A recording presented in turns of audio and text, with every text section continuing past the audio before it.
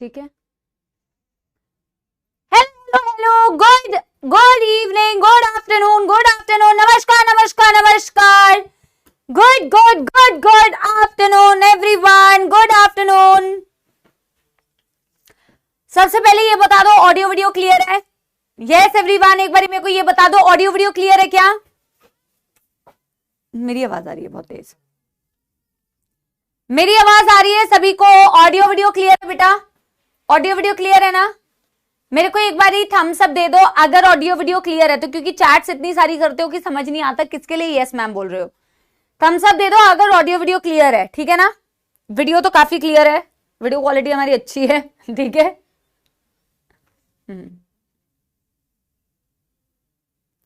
ठीक है ना? All good. चलो अब बेटा हमें आज फटाफट से लेक्चर स्टार्ट करना है, क्योंकि कल हम ज्यादा पढ़ नहीं पाए थे, तुम लोगों ने इतनी बातें करी थी और क्लास का समय भी बेटा बहुत ही बेकार वाला था, तो मेरे लिए ये टाइमिंग्स मुझे सबसे अच्छी लगती है। और आज हमें इस चैप्टर को फिनिश करना है, आज हमें PYQs करने हैं, ठीक है। देखो मेरे हिसाब से जो मैं PYQ लेके आई हूं, तुम ऑलमोस्ट सारे क्वेश्चन सॉल्व कर पाओगे। पिछले 5 साल के क्वेश्चन हम लेके आए हैं, तो 5 साल के में से आई थिंक एक ही क्वेश्चन में तुम्हें थोड़ा सा डाउट आ सकता है, क्योंकि वो क्या है ना बेटा, वो पिछले जो फर्स्ट चैप्टर से रिलेटेड एक क्वेश्चन दिया है जो डिलीटेड है, बट मैं वो तुम्हें समझा दूंगी, उसमें कोई दिक्कत वाली बात नहीं है। बट उस एक क्वेश्चन को छोड़कर मुझे लगता है कि बाकी सारा क्वेश्चन तुम सॉल्व कर सकते हो, there should not be any problem, ठीक है। बाकी तुम देख लेना कि तुम PYQ में कितने नंबर लेके आ पा रहे हो, ठीक है। चलो बहुत ही बढ़िया बहुत ही बढ़िया बहुत ही बढ़िया। तो यार देखो लेक्चर नंबर 14 और आज हमें अगर खत्म हो गया तो फिर तो बहुत अच्छी बात है, खत्म नहीं हुआ तो फिर बेटा PYQ अगली क्लास में होंगे और क्या, ठीक है। हमें आज प्रेगनेंसी वाला पार्ट पूरा कंप्लीट करना है, एम्ब्रियोनिक डेवलपमेंट देखनी है और बेटा हमें आज PYQ सॉल्व करने हैं, ठीक है। अच्छा पहले मैं बेटा एक क्विक रिवीजन कराती हूं, हालांकि बेटा रिवीजन ज्यादा की जरूरत नहीं है क्योंकि कल ही हमने पढ़ा है, तो आप बस मुझे जल्दी जल्दी से बताते जाइए, ठीक है। हमने बेटा इस तरीके से कल का रिवीजन में एक बारी बता रही हूं, हमने इस तरीके से एक डायग्राम बनाया था खूबसूरत सा, आप लोगों ने भी बहुत सुंदर सुंदर डायग्राम बनाया था। हमने बेटा एम्ब्रियोनिक डेवलपमेंट में पढ़ा कि इस तरीके से ओवरी में से बेटा होती है oogenesis और ओवा बेटा पहुंचता है एम्प्यूला रीजन में, और एम्प्यूला रीजन में बेटा वो स्पर्म का वेट करता है, दोनों की फर्टिलाइजेशन होती है तो जाइगोट बनता है। और जैसे जैसे ये जाइगोट बेटा इस्थमस में मूव करते हुए जाता है तो यहीं पे बेटा इसमें क्लीवेज डिवीजन स्टार्ट हो जाती है, 1 से 2 सेल स्टेज, 2 से 4 सेल स्टेज, 4 से 8 सेल स्टेज जिसे अर्ली मॉड्यूला बोलते हैं, और बेटा अर्ली मॉड्यूला से आगे जाके क्या बनेगा, लेट मॉड्यूला 16 सेल स्टेज, जो कि आपको दिखेगा यूटेराइन कैविटी में।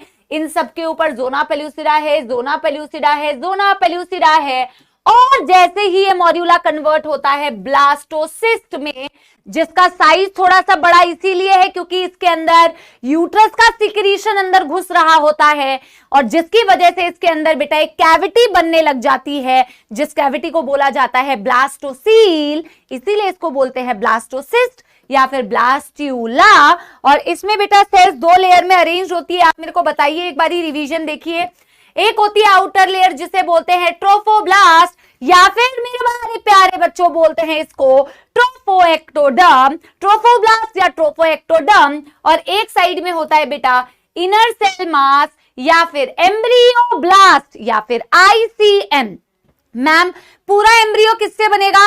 पूरा का पूरा एम्ब्रियो बनता है एम्ब्रियोब्लास्ट से या इनर सेल मास से, क्योंकि उसमें स्टेम सेल्स होते हैं, टोटीपोटेंट स्टेम सेल्स, NCERT में भी लिखा है टोटीपोटेंट स्टेम सेल्स होते हैं। पूरा एम्ब्रियो इनर सेल मास से ही बनेगा। तो फिर ट्रोफोब्लास्ट या ट्रोफोएक्टोडर्म का क्या फंक्शन है? बहुत सारे फंक्शंस है। जोना पेल्यूसिडा से बाहर आने में मदद करता है, इम्प्लांटेशन में मदद करता है एंडोमेट्रियम के थ्रू, HCG सिक्रीट करता है जो ल्यूटिनाइजिंग हार्मोन के जैसा काम करके कॉर्पस ल्यूटियम को मेंटेन रखेगा, और कॉर्पस ल्यूटियम मेंटेन रहेगा तो प्रेगनेंसी में प्रोजेस्टेरोन ईस्ट्रोजन हाई अमाउंट में मेंटेन रहेंगे, राइट। और आगे जाके आज जो मैं आपको पढ़ाऊंगी प्लेसेंटा बनाने के लिए बेबी और माँ दोनों का जो रोल होता है, उसमें से बच्चा जो प्लेसेंटा बनाता है तो एक्चुअल में एम्ब्रियो का जो ट्रोफोब्लास्ट होता है वो आगे जाके फीटल पार्ट ऑफ प्लेसेंटा बनाता है। एक बच्चा पूछ रहा था कल फीटल का क्या मतलब है, फीटल का मतलब वही है जैसा सवाल उसने पूछा था, ठीक है। फीटस का मतलब होता है जो डेवलपिंग एम्ब्रियो मदर के वूम्ब में है उसे फीटस बोलते हैं यार, ठीक है। ऐसे सवाल पूछ के तुम भी फीटस जैसा ही बिहेव करते हो, तो बड़े हो जाओ बेटा, ठीक है। फीटल पार्ट मतलब जो बेबी का पार्ट होगा, ठीक है ना। Done done done done. तो कल हमने यहीं तक पढ़ा था और हमने कहा था इसी ब्लास्टोसिस्ट स्टेज में इंप्लांटेशन होती है। नीट 2023 का सवाल था ये, endometrium is necessary for implantation, और ये भी पूछा था corpus luteum secretes progesterone oestrogen. NEET 2023 का ये सवाल था, ठीक है। 2 सवाल तो मैं दिखा चुकी थी और तीसरा सवाल ये था, ठीक है। अच्छा, आज मैं आपको बेटा कहां से बताने वाली हूं, अच्छा, इसके आगे भी मैंने तुम्हें बताया था, इसके आगे भी बेटा मैंने तुम्हें बताया था कि इस तरीके से एंडोमेट्रियम होती है। और मैंने कहा था वैसे तो ये एक्स्ट्रा है ना, वैसे तो ये थोड़ा सा एक्स्ट्रा है, बट एनसीईआरटी में एक योग सैक वर्ड यूज किया है, इसीलिए मेरे को ये बताना पड़ा। तो ये आपका ब्लास्टोसिस्ट था बेटा। ट्रोफोब्लास्ट एक्चुअल में जाके इंप्लांट होती है, जिस तरफ इनर सेल मास है उस तरफ से बेटा इंप्लांटेशन आपको दिखेगी। तो ये ट्रोफोब्लास्ट की लेयर और ये इनर सेल मास, ये जाके बेटा इंप्लांटेशन होती है। एक्चुअल में जब इंप्लांटेशन होती है तो ट्रोफोब्लास्ट बेटा 2 पार्ट्स में डिवाइड हो गया था, कल आपने यहां तक लिखा था ना। ट्रोफोब्लास्ट 2 पार्ट्स में डिवाइड हो जाता है, एक आपको उसी पोजीशन पे दिख रहा है जिसे बोलते हैं बेटा साइटोट्रोफोब्लास्ट, एक तो आपको एग्जैक्टली उसी पोजीशन पे दिख रहा है, और एक बेटा यहां पे आपने बनाया होगा जिसे बोलते हैं सिंसिशियोट्रोफोब्लास्ट। तो ट्रोफोब्लास्ट के बेटा 2 लेयर्स हो गए थे, एक आपको दिख रहा था साइटोट्रोफोब्लास्ट, एक आपको दिख रहा था syncytiotrophoblast. In the same way inner cell mass के भी 2 पार्ट्स हो गए थे बेटा, एक आपको दिख रहा था इस तरीके से सेल्स बनाए हुए थे आपने एपीब्लास्ट, और एक आपने बनाया था बच्चों हाइपोब्लास्ट। क्या यहां तक किसी को भी कोई दुखदर्द समस्या? कल हमने यहीं तक पढ़ा है, कल हमने यहीं तक पढ़ा है बच्चों। पहले मेरे को बताओ कि यहां तक आपको बेटा कोई भी प्रॉब्लम है, कोई भी दिक्कत है? यार मेरे लिए गर्म पानी एक भिजवा दो प्लीज। यस, कोई दिक्कत तो नहीं है? यस, सेल्स ऑफ रॉबर मैं बता देती हूं, डीपीपी में दिया हुआ है, कोई बात नहीं। सेल्स ऑफ रॉबर मैं बता देती हूं, ठीक है। एनसीईआरटी में नहीं है, डीपीपी ना कभी कभी आ जाते हैं थोड़े एक्स्ट्रा क्वेश्चंस, कोई बात नहीं, मैं आपको बता देती हूं, ठीक है। हाँ, एक बार एनसीईआरटी चेक कर लूंगी, वैसे एनसीईआरटी में दिया नहीं है। सेल्स ऑफ रॉबर क्या होते हैं ना बेटा, जैसे कि ये आपका क्या है, ये आपके आउटर लेयर ट्रोफोब्लास्ट की है, और ये आपकी क्या है बेटा, ये आपकी इनर सेल मास है। तो सेल्स ऑफ रॉबर एक्चुअल में ना बेटा उन ट्रोफोब्लास्ट के सेल्स को बोला जाता है जो ट्रोफोब्लास्ट के सेल्स इनर सेल मास के कांटेक्ट में होते हैं। तो सपोज बेटा ये पूरा ही तो ट्रोफोब्लास्ट था, लेकिन ट्रोफोब्लास्ट के ये वाले जो सेल्स हैं, सिर्फ ये वाले सेल्स जो हैं वो इनर सेल मास के कांटेक्ट में हैं, तो उनको सेल्स ऑफ रॉबर बोला जाता है, ठीक है। क्या बोलते हैं बच्चों, ये देखो, ये है आपके सेल्स ऑफ रॉबर। आप चाहो तो इसे लिख लो कहीं पे, वैसे एनसीईआरटी में शायद नहीं है। The cells of trophoblast in contact with inner cell mass is called as cells of Robber. The cells of, ma'am आगे के क्वेश्चन, यार मुकुल बेटा आगे के क्वेश्चंस तो इसीलिए रहते हैं क्योंकि कई बार हम ज्यादा टारगेट लेके आते हैं बट उतना टॉपिक कंप्लीट नहीं हो पाता है, बट दैट्स ओके, ठीक है, दैट्स ओके। आगे पीछे के क्वेश्चंस रहे, चैप्टर की तो क्वेश्चंस है, कभी ना कभी तो सॉल्व कर ही लोगे, है ना। तो cells of trophoblast in contact with inner cell mass बच्चों, इसे बोलते हैं सेल्स ऑफ रॉबर। अब बेटा मैं आगे बढ़ रही हूं, अब सुनो, मेरे को ना इस डायग्राम से आगे कंटिन्यू करना है, तो आप ना क्या करोगे, यहीं से कंटिन्यू करके हेडिंग डालोगे प्लेसेंटा, यहीं से कंटिन्यू करके बेटा हेडिंग डालोगे प्लेसेंटा। अभी मैं आपको समझा रही हूं, अभी मैं आपको, अच्छा प्लेसेंटा हेडिंग मत डालो, प्लेसेंटा अभी हेडिंग मत डालो। एक काम करो, आपने यहां तक लिखा हुआ है ना, प्लेसेंटा अभी मत हेडिंग डालो, आपने यहां तक लिखा हुआ है ना, आपने ब्लास्टुला को इंप्लांट करवा दिया, और ब्लास्टुला को इंप्लांट करके आपने ये 2 लेयर जो एपीब्लास्ट और हाइपोब्लास्ट की बनाई हैं, यहां तक आपने बना लिया ना। अब आप क्या करो बेटा, अगला एक डायग्राम बनाओ, नॉर्मल पोर्ट्रेट में ही बनाओ, उसी डायग्राम का कंटिन्यूएशन करो, उसी डायग्राम का कंटिन्यूएशन करो, ठीक है ना। यस, उसी डायग्राम का कंटिन्यूएशन करो, ठीक है ना। चलो वहीं से बेटा आगे कंटिन्यू करते हैं, ठीक है। आपने वहां तक बना लिया है, मैं एक लास्ट डायग्राम आपको बनवा रही हूं, लास्ट तो मैं नहीं बोल सकती कि लास्ट है या नहीं है। अब देखो होता क्या है ना बेटा, योग सैक वर्ड क्योंकि एनसीईआरटी में दिया है तो बस मैं बता देती हूँ, और आगे के चैप्टर में क्योंकि आपको एमनियन पढ़ना है, आप लोगों ने एमनियोटिक फ्लूइड भी सुना होगा, तो इसीलिए थोड़ा सा उसको उस पर प्रकाश डालने के लिए थोड़ा सा बता देती हूं। ये रहा आपका वही, ये रहा आपका ट्रोफोब्लास्ट, मेरे साथ साथ समझना, ये रहा आपका ट्रोफोब्लास्ट का साइटोट्रोफोब्लास्ट। अब बेटा मेरी बातें बिल्कुल ध्यान से सुनना, ठीक है, ठीक है, थैंक यू भैया, थैंक यू। यस यस, एक बारी देखो ये क्या है, इस साइड में बेटा तुमने क्या बनाई थी, थोड़ा सा और छोटा, इस साइड में बेटा तुमने क्या बनाई थी, इस तरीके से एमनियन बना, सॉरी इस तरीके से तुमने क्या बनाई थी, इस लेयर का नाम बताओ, इस लेयर को क्या बोला था तुमने, एपीब्लास्ट बोला था इसको, एपीब्लास्ट, ठीक है। और इधर पे जो सेल्स बनाए थे बच्चों उसको क्या बोला था, इस साइड पे जो सेल्स बनाए थे उसको क्या बोला था बच्चों, हाइपोब्लास्ट, राइट। अब बेटा पूरे बॉडी पार्ट्स आप इमेजिन करके देखो, आप इमेजिन करके देखो, सेल से ही तो बेटा आगे जाके बॉडी पार्ट्स बेटा यहीं से तो जाके बनेंगे ना। अभी तो तुम्हें बॉल जैसा दिख रहा है, बट अल्टीमेटली पूरा का पूरा बेबी, तुम्हारे हाथ, तुम्हारी आंखें, तुम्हारा नर्वस सिस्टम, तुम्हारे बॉडी पार्ट्स इन्हीं से तो बनेंगे। अब देखो हम क्योंकि बेटा पूरा आपको एम्ब्रियोनिक डेवलपमेंट नहीं पढ़ा रहे हैं, वो पढ़ा, उसकी एक पूरी किताब आती है आपको एम्ब्रियोनिक, आपको इसी में मौत आने लगती है कि ये मैम क्या बता रही हैं, ठीक है, बट मैम को मजबूरी में बताना पड़ रहा है, योग सैक दिया हुआ तो मैं अचानक से कैसे बेटा तुम्हारे ऊपर धप्पा कर दूं कि योग सैक है ना, उसके लिए मैम को ये मजबूरी में बताना पड़ रहा है। अदरवाइज बेटा तुम्हारे लिए एम्ब्रियोनिक डेवलपमेंट अभी किसी काम का नहीं है, क्योंकि एनसीईआरटी में देखोगे तो मेंशन ही नहीं है ज्यादा, है ना। योग सैक वर्ड को मैं बता देती हूँ, और एमनियन बताने के लिए थोड़ा सा ही बता देती हूँ। सेल्स की ना बेटा मूवमेंट होती है एक्चुअल में, अगर आप इसको डिटेल में पढ़ते हैं आगे जाके, एमबीबीएस में भी शायद पढ़ेंगे कि एक्चुअल में सेल्स की मूवमेंट होती है, धीरे धीरे ना बेटा सेल्स अपनी जगह से मूव करके किसी और जगह शिफ्ट हो जाते हैं, और इसी तरीके की सेल्स की मूवमेंट होते होते होते होते आगे जाके ना बेटा पार्ट्स, बॉडी पार्ट्स बनने लगते हैं, ठीक है। बेसिक क्या बेटा, बॉडी पार्ट्स बनने लगते हैं, ठीक है।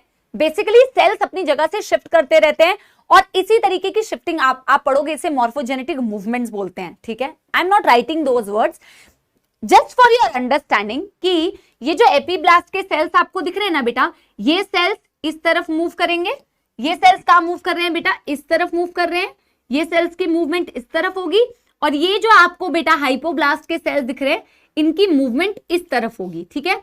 ये ऐसे करके शिफ्ट करेंगे, मूव करेंगे अपनी जगह से। जब बेटा एपीब्लास्ट के सेल्स इस तरफ बेटा मूव करेंगे तो वो यहां पर एक कवरिंग बना देंगे अपनी, इस तरीके से, इस तरीके से। तो जो सेल की लेयर जिस पर्टिकुलर लेयर से बनी है, मैंने उसका कलर सेम रखा है, क्योंकि ये वाली जो नई लेयर बनी वो किसके मूवमेंट से बनी, वो एपीब्लास्ट के सेल्स की मूवमेंट से बनी। इन द सेम वे बेटा आपके हाइपोब्लास्ट की मूवमेंट से ये वाली लेयर बनी, ठीक है। तो मैंने इसका कलर भी येलो रखा है, बस दिस इज द लास्ट जो अतिरिक्त तो मुझे तुम्हें बताना है, ठीक है। अभी समझना क्या बोला बेटा मैंने, एपीब्लास्ट मूव करके गया, एपीब्लास्ट की लेयर इस तरीके से थी, इसकी सेल मूव करके गई तो इस तरीके से उसने ऊपर की तरफ कवरिंग बना दी, और हाइपोब्लास्ट की लेयर नीचे थी, हाइपोब्लास्ट के सेल्स बेटा मूव करके गए तो नीचे उन्होंने एक कवरिंग बना दी। मेरी बात समझे, तो ऊपर एपीब्लास्ट थी, नीचे हाइपोब्लास्ट थी, एपीब्लास्ट मूव करके अपने ऊपर एक छत बना रहे हैं, और हाइपोब्लास्ट मूव करके नीचे की तरफ बेटा अपनी छत बना रहे हैं। तो एक्चुअल में ये जो लेयर बनी बेटा इसे बोलते हैं एक्सोसीलोमिक मेम्ब्रेन। एक्सोसीलोमिक मेम्ब्रेन मैं पहले ही लिख दे रही हूं, not in NCERT. Exocoelomic membrane not in NCERT. जितना भी कुछ बच्चों को बता दो ना कि बेटा मैं लिखवा देती हूं एनसीईआरटी में नहीं, फिर भी वो दूसरे बच्चों को परेशान करते हैं कि फिर मैम ने ये बताया क्यों, क्योंकि कॉन्सेप्ट समझाने के लिए मैम को बताना पड़ता है कभी कभी, ठीक है। और ये क्या है बेटा, ये है एमनियन, और ये आप आगे एनसीईआरटी में पढ़ोगे। तो क्योंकि इस चैप्टर में नहीं है इसका मतलब ये नहीं है कि ये वर्ड कहीं है ही नहीं। आप सबने बेटा वो सुना है कि जब बच्चे की डिलीवरी होने वाली होती है वाटर ब्रेक हो जाता है, क्या आपने सुना है वाटर ब्रेक हो जाना, और एमनियोटिक फ्लूइड से बच्चा सराउंडेड रहता है। ये तो आपने अगर सुना नहीं भी है ना तो आगे वाले चैप्टर में तो आप सुनोगे, और एक टेस्ट किया जाता है बच्चे का जेनेटिक, अगर बच्चे के अंदर कोई जेनेटिक फॉल्ट है या नहीं है उसको जानने के लिए, जिससे बोलते हैं एमनियोसेंटेसिस। तो ये वाला वर्ड तो आप सुनोगे ही, ये वाला बात तो आप आगे जाके सुनोगे ही, एमनियन। तो एमनियन किससे बनी बेटा? एपीब्लास्ट से बनी। एक्सोसिलोमिक मेम्ब्रेन किससे बनी बेटा? आपके हाइपोब्लास्ट से बनी, ठीक है। और बेटा एक्चुअल में ना यही एमनियन उस फ्लूइड का सिक्रीशन करती है जिसमें बच्चा रहता है, ये रहा, ये एमनियोटिक फ्लूइड है। और देखो वैसे आपके काम का नहीं है पर आपको एक्चुअल में बताऊं, हमने बोला इनर, अब देखो एक बारी बस पेशेंस के साथ सुनो, एक बारी आप बस पेशेंस के साथ सुनो। हमने बोला इनर सेल मास थे, इनर सेल मास बेटा पूरे बॉडी पार्ट्स को बनाते थे, यही बोला था हमने, यही बोला था ना हमने। इनर सेल मास पूरे बॉडी पार्ट्स को, आई मीन पूरा एम्ब्रियो इनर सेल मास बनाता है। एक्चुअल में ना बेटा इनर सेल मास का भी सिर्फ एक ही लेयर जो है ना पूरे बेबी को बनाता है, हाइपोब्लास्ट नहीं बनाता, एपीब्लास्ट। इनर सेल मास दो पार्ट्स में डिवाइड हुआ था ना, एपीब्लास्ट और हाइपोब्लास्ट, ये रहा ना एपीब्लास्ट। सारा का सारा बेबी इसी एपीब्लास्ट से बनता है जो इस एमनियोटिक फ्लूइड में प्रेजेंट होता है, जो तुम एक्चुअल में वीडियोस में देखते हो कि बच्चा ऐसे करके बैठा हुआ है और उसके अराउंड ये सारा फ्लूइड है। तो उसका जो सारा फ्लूइड है ना बेटा, एमनियोटिक फ्लूइड, वो यही एमनियन लेयर सिक्रीट करता है। अब बताओ ये कॉन्सेप्ट अगर मैं छोड़ दूंगी तो तुम्हें एमनियोटिक फ्लूइड से जो टेस्ट करते हैं फिर तुम वहां पूछोगे फ्लूइड क्या होता है, एमनियन क्या होती है, वगैरह वगैरह। तो बस यहीं पे आपने खत्म करके पढ़ लिया। बट इसके आगे मैं आपको कोई भी फर्दर चीजें नहीं बताऊंगी, ये क्या होता है, वो क्या होता है, गैस्ट्रुलेशन कैसे होती है, ठीक है। बस जर्म लेयर्स में थोड़ा बता देती हूँ, ठीक है। जैसे बेटा मैंने बोला ये एमनियन है, ये एमनियन है, ये क्या थी, और योगसैक का वर्ड मैं भी यूज करती हूँ। देखो ये क्या है, एपीब्लास्ट। तो एपीब्लास्ट से ही बेटा क्या बने, एमनियन बने, राइट। और ये क्या थी बेटा, ये आपकी थी हाइपोब्लास्ट। हाइपोब्लास्ट से ही क्या बना बेटा, एक्सोसिलोमिक मेम्ब्रेन, राइट। ये जो कैविटी, ये जो आपको दिख रहा है ना बेटा, इस एक्सोसिलोमिक मेम्ब्रेन और आपके हाइपोब्लास्ट के बीच का स्पेस, इसे बोलते हैं योगसैक, इसे बोलते हैं yolk sac. This is the yolk sac. और ये क्या है बेटा, इस जो बीच में कैविटी है इसे बोलते हैं एमनियोटिक कैविटी, इसे बोलते हैं एमनियोटिक कैविटी जिसमें एमनियोटिक फ्लूइड भरा होता है। This is amniotic cavity, amniotic cavity जिसमें एमनियोटिक फ्लूइड होता है, जिसके बारे में आगे के चैप्टर्स में हम पढ़ेंगे कि इसका क्या इंपॉर्टेंस है, ठीक है। Now we will talk about बेटा chorion, villi, placenta, etcetera etcetera etcetera, ठीक है। यस यस एवरीबॉडी, ठीक है।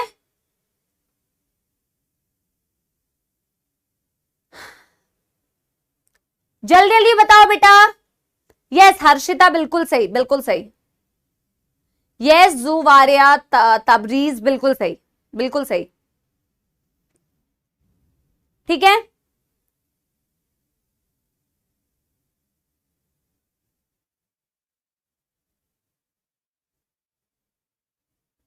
लिख लो बेटा, इसे फटाफट से नोट डाउन कर लो।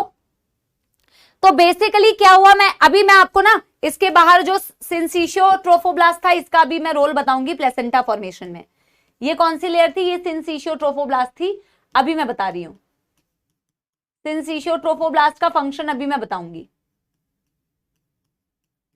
प्लेसेंटा में मैं अभी तुम्हें बताऊंगी कि ये प्लेसेंटा कैसे बनाता है, ठीक है, ठीक है। तो मैं एक बारी इसका ब्रीफिंग दे दूं। हमारे पास मॉड्यूला था, early morula 8 cell stage, late morula 16 cell stage, blastula या ब्लास्टोसिस्ट 32 सेल स्टेज। क्या ब्लास्ट्यूला स्टेज में इंप्लांटेशन हुआ? यस। कौन सी तरफ से इंप्लांटेशन हुआ? जिस तरफ ट्रोफोब्लास्ट थी। ट्रोफोब्लास्ट कितने पार्ट्स में डिवाइड होगी? 2 पार्ट्स में। अंदर वाले पार्ट को क्या बोला आपने? साइटोट्रोफोब्लास्ट। बाहर वाले पार्ट को क्या बोला? सिंसिशियोट्रोफोब्लास्ट, जिसका फंक्शन आगे मैं भी बताऊंगी। इनर सेल मास कितने पार्ट्स में डिवाइड हो गया? 2 पार्ट्स में। कौन कौन से 2 पार्ट? एपीब्लास्ट एंड बेटा हाइपोब्लास्ट। एपीब्लास्ट ने आगे जाके क्या बनाया? Amniotic layer. और बेटा हाइपोब्लास्ट ने आगे जाके क्या बनाया? एक्सोसिलोमिक मेम्ब्रेन। एमनियोटिक लेयर और एपीब्लास्ट के बीच में जो कैविटी है उसमें एमनियोटिक फ्लूइड भरा है, उसे एमनियोटिक कैविटी बोलते हैं। और आपके एक्सोसिलोमिक मेम्ब्रेन और आपके हाइपोब्लास्ट के बीच में क्या है बेटा? योक सैक, ठीक है, yolk sac. That's it. Now after blastula what structure will be formed? that is called gastrula. आपके एनसीईआरटी में बस गैस्ट्रूला तक दिया हुआ है। अब देखो बेटा, जैसे मैंने तुम्हें सिर्फ एमनियन और योक सैक बताया ना, ऐसा नहीं है, इसके अलावा भी बहुत सारी लेयर होती है। एलेंटॉइस, कोरियन, ठीक है, जो मैं कोरियन के बारे में तुम्हें अभी बताऊंगी भी। बहुत सारी लेयर्स होती है, बट हमें मतलब नहीं है इसके आगे की आगे लेयर और कैसे कैसे कैसे कैसे करके बनती है। बट क्या याद रखोगे, ब्लास्ट्यूला या ब्लास्टोसिस्ट के अगला जो स्टेज होता है उसे बोला जाता है गैस्ट्रूला। बेटा हर स्टेज की जैसे ना एक कैरेक्टरिस्टिक फीचर होती है। अगर मैं तुम्हें बोलूं टर्शरी फॉलिकल, सोच के बताओ कि क्या कैरेक्टरिस्टिक फीचर है, तुम्हारे दिमाग में झट से क्लिक करेगा, ma'am presence of first time antrum. मैं बोलूंगी बेटा ग्राफियन फॉलिकल में पहली बारी क्या दिखता है, तुम बोलोगे ma'am presence of the zona pellucida, ठीक है। वैसे मैं तुमसे अगर पूछूंगी बेटा कैरेक्टरिस्टिक बताओ ब्लास्ट्यूला की, तुम बोलोगे मैम प्रेजेंस ऑफ ब्लास्टोसील। मैं बोलूंगी कैरेक्टरिस्टिक बताओ मॉर्यूला की, solid ball like, mulberry like. और वैसे ही अगर तुमसे पूछा जाए कैरेक्टरिस्टिक बताओ गैस्ट्रूला की, तो ब्लास्ट्यूला के बाद जो गैस्ट्रूला बनती है, एक्चुअल में यही वो स्टेज होती है जब पहली बारी 3 जर्म लेयर्स दिखते हैं। पहली बारी 3 जर्म लेयर दिखते हैं। आपसे और कुछ नहीं पूछेंगे, आपसे पूछेंगे उस स्टेज का नाम बता दो एम्ब्रियोनिक डेवलपमेंट का जिस स्टेज में पहली बार 3 जर्म लेयर कौन कौन से होते हैं, कौन कौन से होते हैं, एक्टोडर्म, एंडोडर्म, मेसोडर्म। होते क्या है, जर्म लेयर। जर्म जन्म देगी आगे जाके डिफरेंट बॉडी पार्ट्स को। क्यों बोलते हो हार्ट इज मेसोडर्म, क्योंकि मेसोडर्म के सेल से आगे जाके हार्ट बनेगा। नर्वस सिस्टम को क्यों बोलते हो एक्टोडर्म, क्योंकि आगे जाके वही एक्टोडर्म ही नर्वस सिस्टम को बनाएगा। जो भी चीज जिस चीज से ओरिजिनेट हुई होती है, डेवलप हुई होती है, उसका ओरिजिन वही बन जाता है। जो एक्टोडर्म से बनी उसका ओरिजिन एक्टोडर्मल, जो मेसोडर्म से बनी वो मेसोडर्मल, जो एंडोडर्म से बनी वो एंडोडर्मल। तो बेटा आगे जाके ना पहले बच्चा ऐसा थोड़ी दिखता है, पहले सेल्स होते हैं सिर्फ यार, सिर्फ सेल्स होते हैं जो 3 लेयर्स में अरेंज होते हैं। पहले तो आप बॉल जैसे दिख रहे हो, आप सिर्फ एक बॉल जैसे दिख रहे हो, सोचो, ठीक है। फिर तो जाके बेटा एक्चुअल में सेल्स 3 लेयर में अरेंज हो रही है, एक लेयर एक्टोडर्म, एक लेयर मेसोडर्म, एक लेयर एंडोडर्म। क्या ब्लास्टूला में ऐसे अरेंज हो जाती है? नहीं। ब्लास्टूला में दिख रहा है क्या एक्टोडर्म, एंडोडर्म, मेसोडर्म? क्या मॉड्यूला में दिख रहा है? नहीं। जब पहली बार 3 जर्म लेयर दिखते हैं, that is gastrula, and formation of gastrula is called as gastrulation. What is the feature? Presence of 3 germ layer, ठीक है। Done done done done. एक बारी मैं लिख दे रही हूं बेटा, ठीक है। योग सैक एक बच्चा पूछ रहा है क्या है, it is the entire area that is seen between your hypoblast and epiblast. Hypoblast और एपीब्लास्ट के बीच में जो ये वाला स्पेस दिख रहा है, सॉरी हाइपोब्लास्ट और एक्सोथिलोमिक मेम्ब्रेन के बीच में जो ये स्पेस दिख रहा है, इसे योग सैक बोलते हैं, ठीक है। चलो मैं पहले लिख देती हूं क्या, gastrula.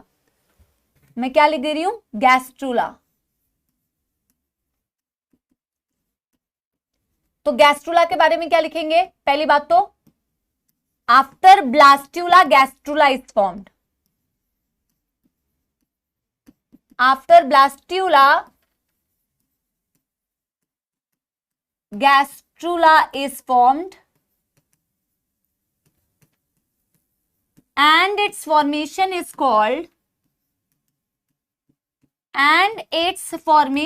is called as gastrulation. इसके फॉर्मेशन को क्या बोला जाता है, gastrulation. It is characterised bye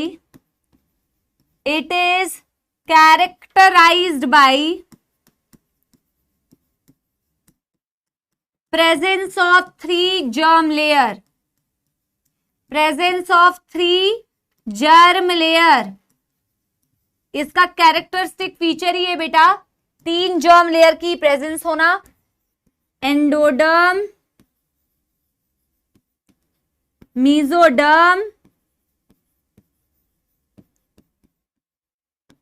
and ectoderm. और यही वो 3 जर्म लेयर है बच्चों जिनसे आपके डिफरेंट बॉडी पार्ट्स बनेंगे, ठीक है।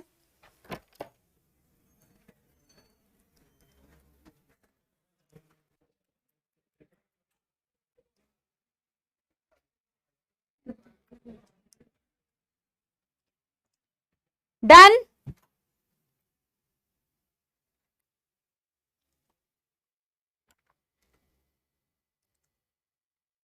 हितजी संयम सोयम, बेटा फीटस यहीं से तो बन रहा है पूरा, इन्हीं जर्म लेयर से, पूरा बेबी इन्हीं जर्म लेयर से तो बनेगा। अभी मैं आपको बताऊंगी कि कितने महीने में हार्ट बनता है, कितने महीने में हाथ पैर बनते हैं, कितने महीने में बेटा डिजिट्स बनती है, कितने महीने में पलकें खुल जाती हैं, कितने महीने में क्या होता है जो आपके एनसीईआरटी में बाल आ जाते हैं सर के ऊपर, ठीक है। तो ये सारी चीजें एनसीईआरटी में दी हुई है जो मैं आपको बताऊंगी। यहां तक तो मुझे नहीं लगता कोई दुखद समस्या है, पक्की बात ना। बेटा एक बात बताओ, एक बात बताओ कि मैंने तुम्हें ना एक्चुअल बताऊं, अपने थ्योरी को थोड़ा काट दिया है, कट शॉर्ट किया है, जो अननेसेसरी था उसको हटा के जितना तुम्हारे कॉन्सेप्ट को समझाने के लिए जरूरी था उतना बता दिया है। इसमें मौत तो नहीं आ रही ना, ऐसा तो नहीं है कि मैम ने कुछ ज्यादा ही बता दिया, ठीक है। ये तुम्हारे काम का है बेटा, याद रखो ये काम का है, ठीक है। अभी कभी कभी होता है ना, जैसे मैंने तुम्हें अभी फर्टिलाइजिन एंटी फर्टिलाइजिन का कॉन्सेप्ट बताया था, अभी मैं देख रही थी कि पीवाईक्यू में दिया हुआ है फर्स्ट चैप्टर से, तुम बोल रहे हो डिलीटेड है ना जो first chapter reproduction in organisms, तो मैं उस टाइम पे भी तुम्हें पूछ रही थी कि ZP3 दिया है क्या एनसीईआरटी में, दिया है क्या। पर देखो इनडायरेक्टली क्वेश्चन दे देते हैं, उस चैप्टर से रिलेट करके दे दिया है, तो मैम पे भरोसा रखो, ठीक है। जरूरत होती है कभी कभी, कुछ चीजों की जरूरत है, ठीक है। अभी आगे देखो, पहले मैं क्या बताती हूं, पहले मैं क्या बोलूंगी, पहले मैं तुम्हें बताती हूं आगे प्लेसेंटा, ठीक है। प्लेसेंटा अभी हमें देखना है प्लेसेंटा कैसे बनी। जैसे कि मैंने कहा बेबी भी और मम्मी भी दोनों बेटा प्लेसेंटा फॉर्मेशन में काम आएगी, ठीक है। यस, ठीक है, ओके। अभी प्लेसेंटा क्या करता है बेटा, प्लेसेंटा बहुत सारे फंक्शन करता है। प्लेसेंटा डिफ्यूजन मेम्ब्रेन की तरह भी काम कर रहा है और प्लेसेंटा एंडोक्राइन ग्लैंड की तरह भी काम कर रहा है। प्लेसेंटा एक स्ट्रक्चरल और फंक्शनल कनेक्शन है बिटवीन मम्मी एंड बेबी, ठीक है, ठीक है। यस, तो क्या बोला बेटा, placenta is a structural and functional connection between mamma and baby. Placenta act as an endocrine gland as well as a diffusion membrane. Endocrine gland क्यों, क्योंकि बड़े सारे हार्मोन रिलीज करती है। डिफ्यूजन मेम्ब्रेन क्यों, क्योंकि मम्मा से बच्चे को ऑक्सीजन जो मिल रहा है, खाना पानी न्यूट्रिशन जो मिल रहा है, या बेबी से जितना भी नाइट्रोजनस वेस्ट एलिमिनेट हो रहा है, वो सारा कुछ इसी प्लेसेंटा के थ्रू होता है। तो ये डिफ्यूजन मेम्ब्रेन की तरह भी काम कर रही है और ये एंडोक्राइन ग्लैंड की तरह भी काम कर रही है, ठीक है। तो हम क्या करते हैं, इसको लिखते हैं एक बारी, ठीक है। ये वाला सबने लिख लिया है ना, ये सबने लिख लिया है ना, यस, चलो, हाँ।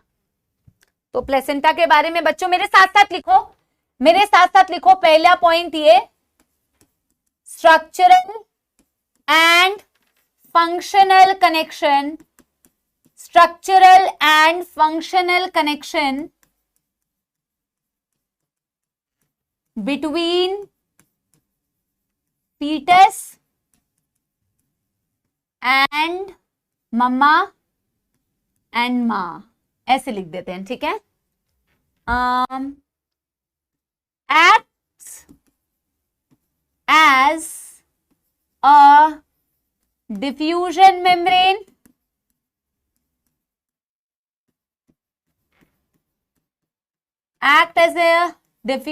membrane plus endocrine gland. इसके हॉर्मोन्स तो मैंने आगे लिखे हुए हैं, तो हॉर्मोन्स के बारे में तो आगे पढ़ेंगे, बट हम इसे डिफ्यूजन मेम्ब्रेन क्यों बोल रहे हैं,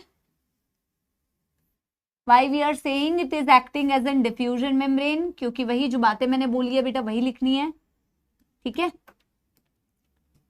चीजों का डिफ्यूजन होता है, ठीक है ना, यस। तो हम लिखते हैं diffusion of oxygen nutrients from mother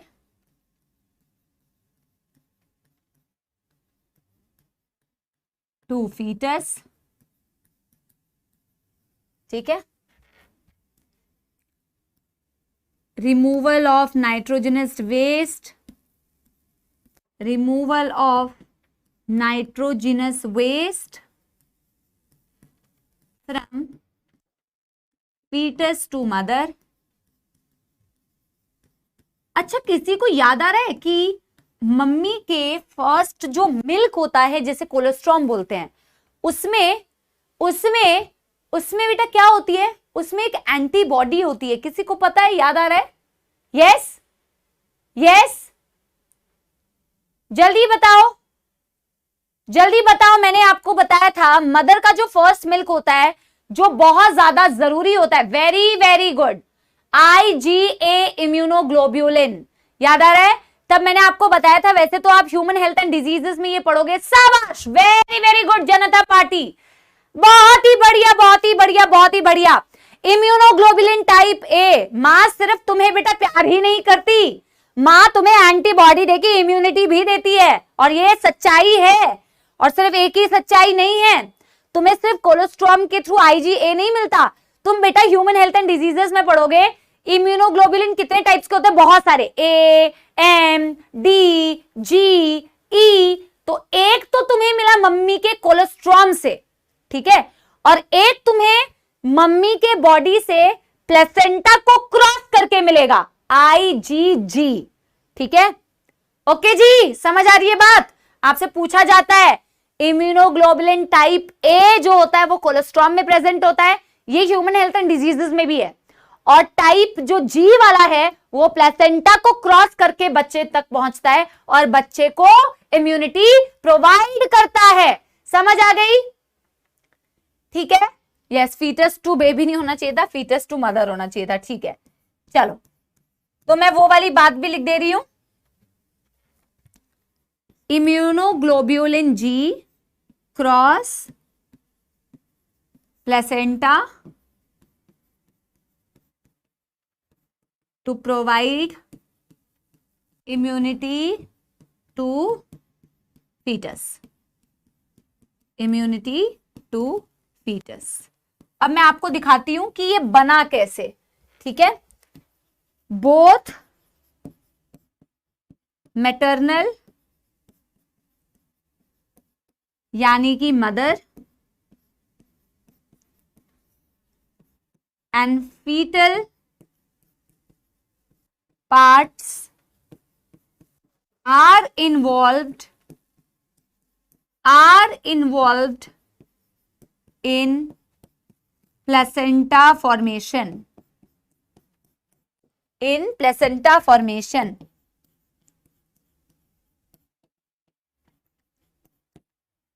done डनाडन डन कर लो बच्चों, डन डनाडन डन कर लो बच्चों। यस,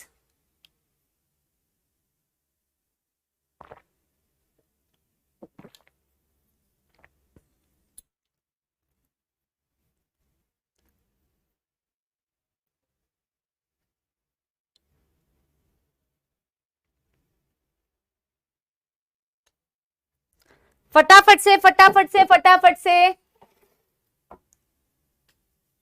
यस,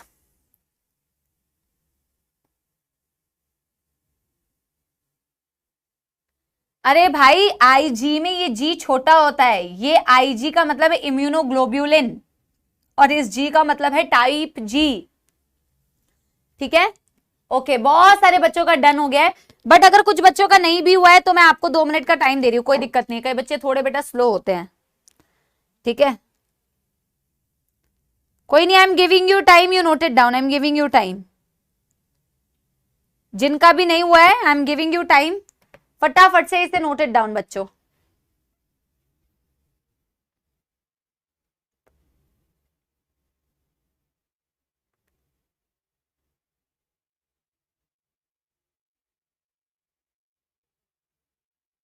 पक्की बात हो गया है बेटा, इसमें कोई दुख दर्द समस्या? अब मैं आपको एक चीज और दिखा देती हूं, ये वाला पॉइंट एनसीईआरटी ने कोरियोनिक विलाई टर्म यूज किया है, एनसीईआरटी ने कोरियोनिक विलाई टर्म यूज किया है। आपने विलाई टर्म बहुत कॉमनली सुना होगा, बचपन से सुनते आ रहे हो, फिंगर लाइक प्रोजेक्शंस होते हैं विलाई, है ना, और आपने ये भी पढ़ा है सरफेस एरिया इंक्रीज करते हैं, आपने स्मॉल इंटेस्टाइन में पढ़ा है इंक्रीज्ड एब्जॉर्प्शन, आपने बेटा विलाई का फॉर्मेशन क्यूबॉइडल सेल्स के ऊपर भी देखा था, ब्रश बॉर्डर क्यूबॉइडल बोलते हैं। कॉल्यूमिनार सेल्स के ऊपर भी देखा था बच्चों, जिसे आप बोलते हैं ब्रश बॉर्डर्ड कॉल्यूमिनार। एक्चुअल में अब मैं आपको ये बताने वाली, इसी के नीचे आपको डायग्राम बनाना है, ठीक है, इसी के नीचे आपको एक डायग्राम बनाना है, ठीक है।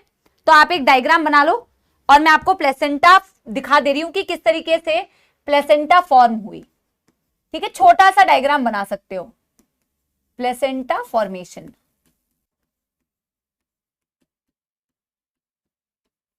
ठीक है, प्लेसेंटा फॉर्मेशन। देखो उसी डायग्राम का कंटिन्यूएशन कर रही हूं मैं, उसी डायग्राम का कंटिन्यूएशन कर रही हूं। ये बेटा क्या था, आप मुझे एक एक करके बताते जाओ।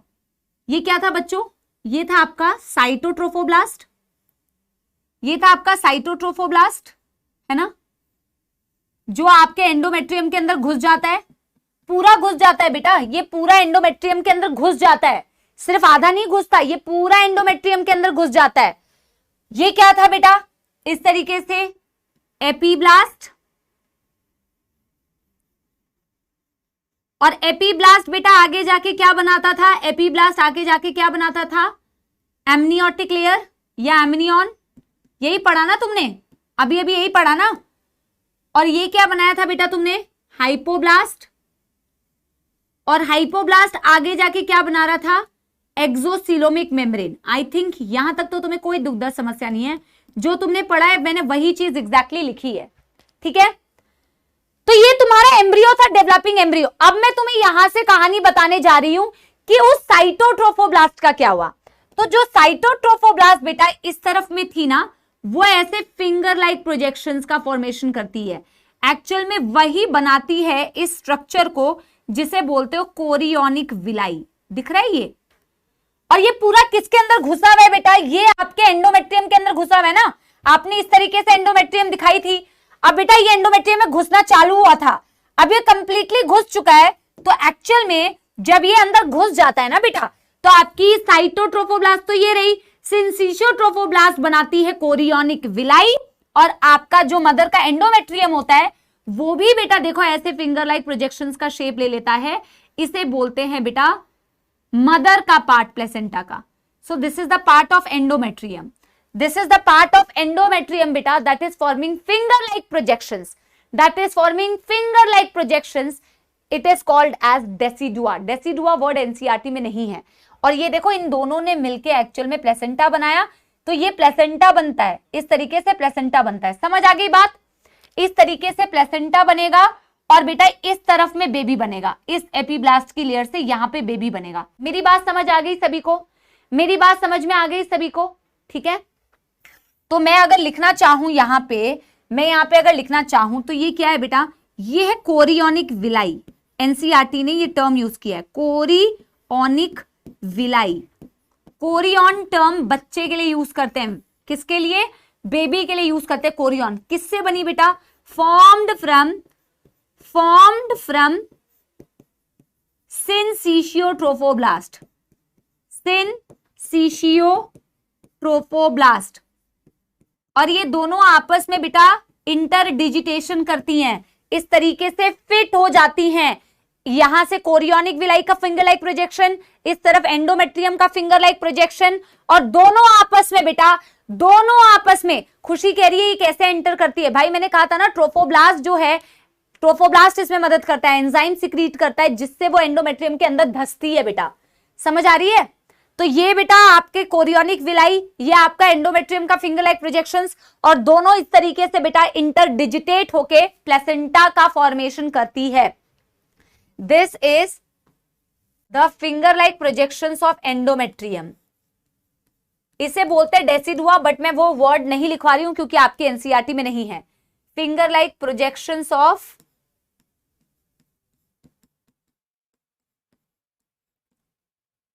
एंडोमेट्रियम। और ये दोनों ने ही मिलके बेटा क्या बनाया, कोरियोनिक विलाई और इसने मिलके, इन दोनों ने मिलके बेटा एक्चुअल में प्लेसेंटा बनाया। इन दोनों ने मिलके एक्चुअल में क्या बनाया बच्चों, this and this, they together formed the placenta.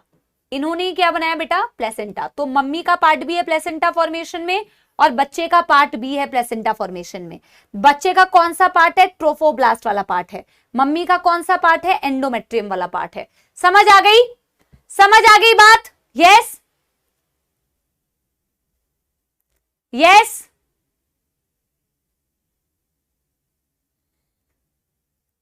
बेटा ये जो बाकी मेम्ब्रेन्स होती है ना, योक सैक की बात करो या एक्सोसिलोमिक मेम्ब्रेन की बात करो या आगे जाके एलेंटॉइस होता है, ये सब बच्चे को प्रोटेक्ट करती हैं। और बेटा इन सब से रिलेटेड क्वेश्चन मत पूछो जो आपके काम का नहीं है, जो आपके काम का नहीं है। ठीक है? ठीक है?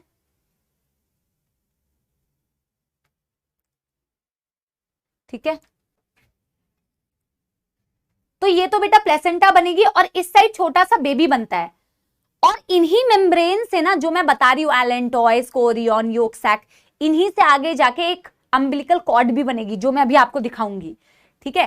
देखो आपको बस एक इमेजिनेशन दिमाग में रखनी है कि बच्चा इस तरीके से एंडोमेट्रियम में फिट हो रहा है ना, आपको एक इमेजिनेशन याद रखनी है। अभी सुनो मेरी बात ध्यान से, आपको ये याद रखना है, मैंने इस तरफ प्लेसेंटा दिखाया और मैंने इस तरफ बेबी दिखाया, क्योंकि बेबी किस लेयर से बन रही है?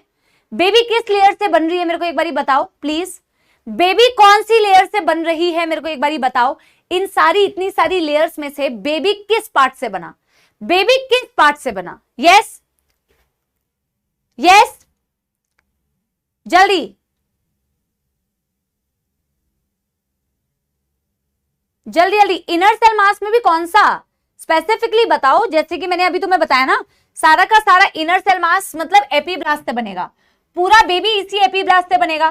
तो आपको बस एक ही चीज बेटा इमेजिन रखनी है कि आप इमेजिन रखो कि बेबी इस तरफ है और प्लेसेंटा इस तरफ है, दोनों के बीच में अम्बिलिकल कॉर्ड बनती है। अभी मैं आपको दिखाऊंगी। ठीक है? आप बस ये इमेजिन करके रखो कि बच्चा इस तरफ मैम लटका हुआ रहेगा जब भी बनेगा, और ये एंडोमेट्रियम है और दोनों के बीच में एक कॉर्ड बनती है जिसे बोलते हैं अम्बिलिकल कॉर्ड। किससे बनी, कैसे बनी, क्या है, क्यों है, वो आपके एनसीईआरटी में नहीं है। समझ आ रही है बात? ठीक है? ठीक है? यस। पहले मेरे को ये बताओ, ये समझ में आया कि कोरियोनिक विलाई किससे बोला तुमने, और कोरियोनिक विलाई और मदर का एंडोमेट्रियम कैसे प्लेसेंटा बनाता है? इसमें कोई दिक्कत? इसमें तो कोई दिक्कत नहीं है, इसमें तो कोई दिक्कत नहीं है बच्चों। मैं आपको प्लेसेंटा का फंक्शन बता रही हूं। डिफ्यूजन मेम्ब्रेन की तरह काम किया, ये तो हमने देख ही लिया कि नाइट्रोजनस वेस्ट रिमूव कर रहा है, न्यूट्रिएंट प्रोवाइड कर रहा है, गैसेस बेटा एक्सचेंज करवा पा रहा है। लेकिन इसके अलावा जो एक बहुत इंपॉर्टेंट फंक्शन कर रहा है, दैट इज बेटा acting like an endocrine gland.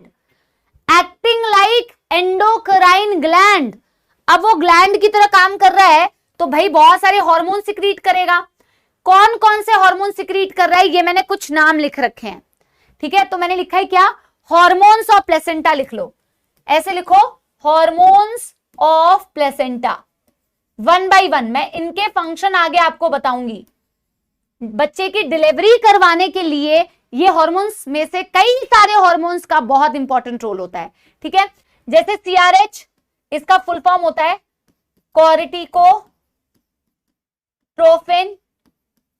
कॉर्टिकोट्रोफिक releasing hormone. CRH, corticotrophic releasing hormone. इसका फंक्शन यहां नहीं लिख रही हूं, इसका फंक्शन पार्च्यूरेशन में आएगा। बच्चे की जब डिलीवरी करवानी होगी तब सीआरएच का बहुत ज्यादा इंपॉर्टेंट रोल होगा। ठीक है? बहुत ज्यादा इंपॉर्टेंट रोल होगा जब बच्चा पैदा होने वाला होगा। ठीक है?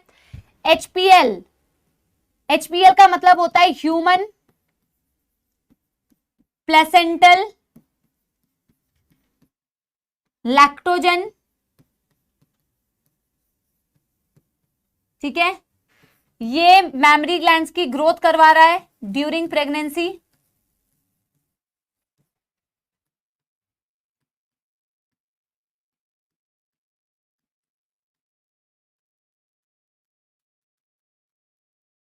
ऑफ कोर्स बेटा, जैसे पहले से ही तुम्हारा जो वो था ट्रोफोब्लास्ट था, ट्रोफोब्लास्ट तो पहले से ही क्या सिक्रीट कर रहा था? Human chorionic gonadotrophin. तो वो अब बेटा अच्छा एक चीज किसी को अब इसका लॉजिक समझ में आया कि इसको ह्यूमन कोरियोनिक गोनाडोट्रोफिन क्यों बोला? किसी को इसका लॉजिक समझ में आया क्या? क्लास में एक बार मेरे को बता दो, इसको ह्यूमन कोरियोनिक गोनाडोट्रोफिन क्यों बोला? एक है कोरियोनिक थायरोट्रोफिन, ये आपके एनसीईआरटी में दिया नहीं है शायद नाम, बट आप सिर्फ लिख लो कोरियन, तो वर्ड ही बच्चे के लिए यूज हो रहा है, थायरोट्रोफिन। ये बेसिक मेटाबॉलिज्म के लिए होता है, ये बेसिक मेटाबॉलिज्म के लिए होता है। यस क्यों बोला कोरियन, कोरियोनिक, HCG को कोरियोनिक क्यों बोला? बेटा कोरियोनिक विलाई किसने बनाया? कोरियोनिक विलाई किसने बनाया? मेरे को पहले ये बताओ, कोरियोनिक विलाई किसने बनाया? क्या कोरियोनिक विलाई ट्रोफोब्लास्ट से ही नहीं बना? क्या कोरियोनिक विलाई नहीं, तुम बोल रहे हो बेबी वाला पार्ट मैम, बेबी वाला पार्ट, तुम्हें ढंग से बताओ ना। अरे भाई कोरियोनिक विलाई बनाया किसने? ट्रोफोब्लास्ट से बनाया ना, और ट्रोफोब्लास्ट ही तो बेटा स्टार्टिंग से HCG रिलीज कर रही थी, तो ऑफ कोर्स इसीलिए इसको कोरियोनिक गोनाडोट्रोफिन बोल रहे हैं। यस डेफिनेटली कोरियन मतलब प्लेसेंटा का एक पार्ट, बट एक्चुअल में देखो बैक स्टोरी, स्टार्टिंग से ही तो ये ट्रोफोब्लास्ट से रिलीज हो रही है, राइट?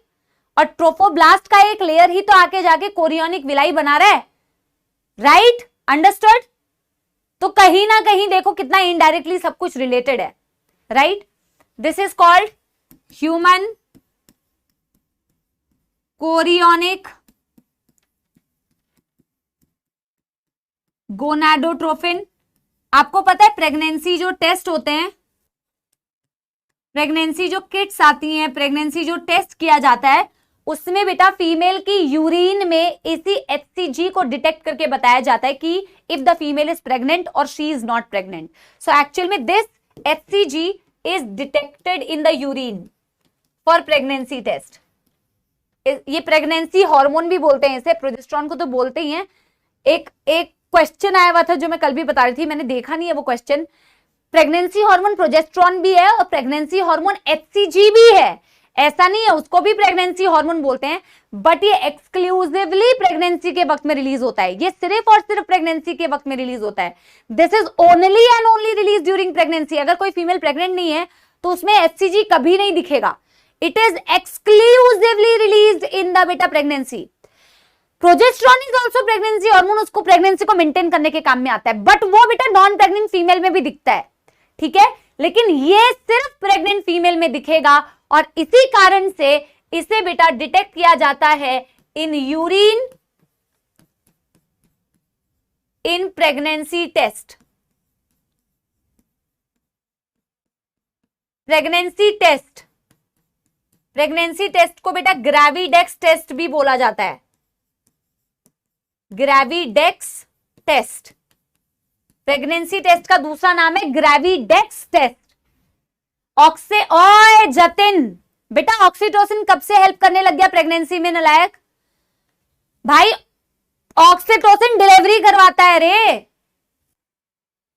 पता चला तुमने फीमेल को ऑक्सीटोसिन दे दिया, डिलीवरी का टाइम था ही नहीं, तुमने कहा अरे वो तो प्रेगनेंसी हार्मोन ही है। भाई वो डिलीवरी करवाएगा। जिन फीमेल में लेबर पेन नहीं आता है उनको बेटा आर्टिफिशियल ऑक्सीटोसिन दिया जाता है ताकि डिलीवरी हो जाए आसानी से, वो बेटा कॉन्ट्रैक्शन कराने लग जाएगा रे, ठीक है बेटा? उसी फीमेल से पिटाई पड़ जाएगी, ठीक है, जिनको तुम ऑक्सीटोसिन दोगे। समझ आ रही है बात? पानी थोड़ा सा और भिजवा दे यार, पानी खत्म होने वाला है ग्रीश। यस समझ आ रही है बात?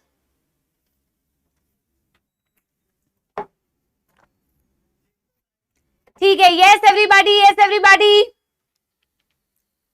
डन डनाडन डन कर लिया यार, डन डनाडन डन। देखो ईस्ट्रोजन और प्रोजेस्टेरॉन, इससे कोई नहीं गर्म पानी तो चाहिए। ईस्ट्रोजन और प्रोजेस्टेरॉन तो बेटा नॉर्मली भी रहते हैं और प्रेगनेंसी के वक्त में प्लेसेंटा से भी रिलीज होते हैं, ठीक है? नॉर्मली भी रहते हैं और वैसे बेटा प्लेसेंटा से भी रिलीज होते हैं।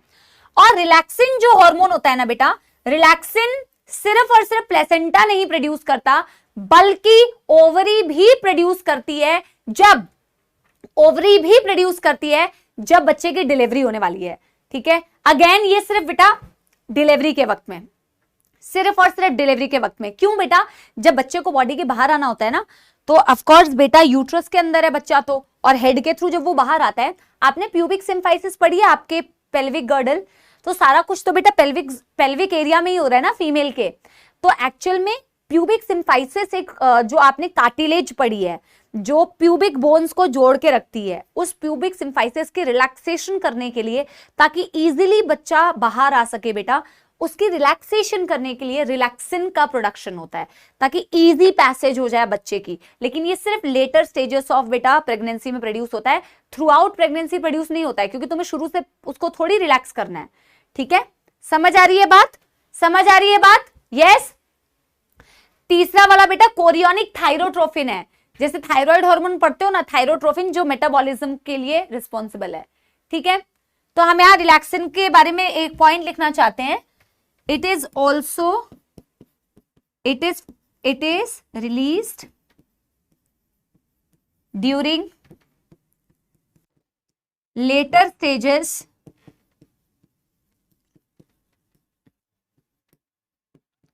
in pregnancy and also by ovary to relax pubic symphysis,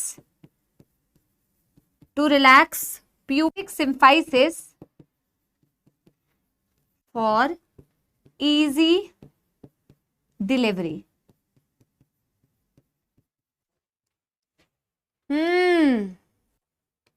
ठीक है, इससे पहले लिख लो बच्चों, इससे पहले लिख लो बच्चों। यस,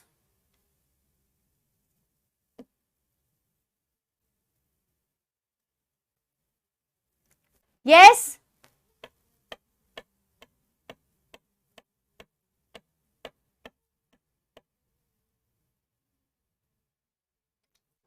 वंशिका बेटा कॉर्पस ल्यूटियम किधर प्रेजेंट होता है? ओवरी के अंदर नहीं होता है।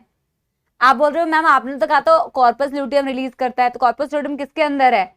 ओ बेटा, अगर मैं बोलती हूं कि ओवरी ईस्ट्रोजन और प्रोजेस्टेरॉन बना रहा है, तो ओवरी बना रहा है मतलब कहां से आ रहा है? वो ओवरी बना रहा है मतलब कहां से आ रहा है भाई? ओवरी बना रहा है मतलब कॉर्पस ल्यूटियम ही तो बना रहा है, उसके अंदर कॉर्पस ल्यूटियम ही तो है। यस, डन डनाडन डन कर लो, डन डनाडन डन कर लो एक बारी। बेटा इनमें से जैसे कि ना ये एक्सक्लूसिवली आपके कुछ हार्मोन्स ऐसे हैं जो जैसे कि HCG हो गया, HP, जैसे ईस्ट्रोजन प्रोजेस्टेरॉन जो है वो तो आपकी बॉडी में नॉर्मली भी रहता है। ऐसा नहीं है कि ये सिर्फ और सिर्फ किस वक्त में प्रोड्यूस हो रहा है बेटा? प्रेगनेंसी के वक्त में।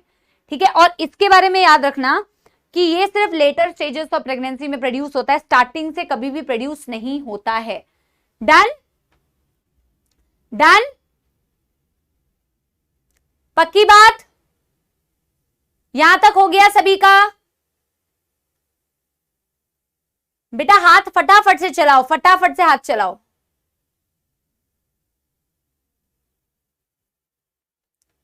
इसका फंक्शन मैं आगे बताऊंगी।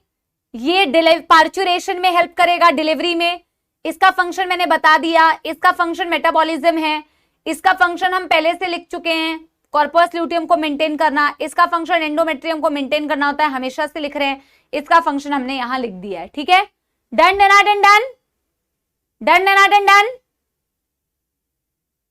ठीक है, अब पिछला स्लाइड नहीं हो सकता बेटा, जिस वक्त में जो स्लाइड लिखने के लिए दी जाती है उस वक्त में ही लिखा करो जल्दी जल्दी, क्योंकि अभी मैंने जितनी बार भी लिखवाया, थैंक यू भैया, जितनी बार भी लिखवाया उतनी बार ही मैंने आपको बोला कि बेटा मेरे साथ साथ लिखो, मेरे साथ साथ लिखना था।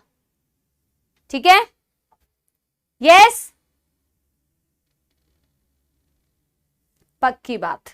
अब तो एक बच्ची ने कह दिया मैम पक्की बात।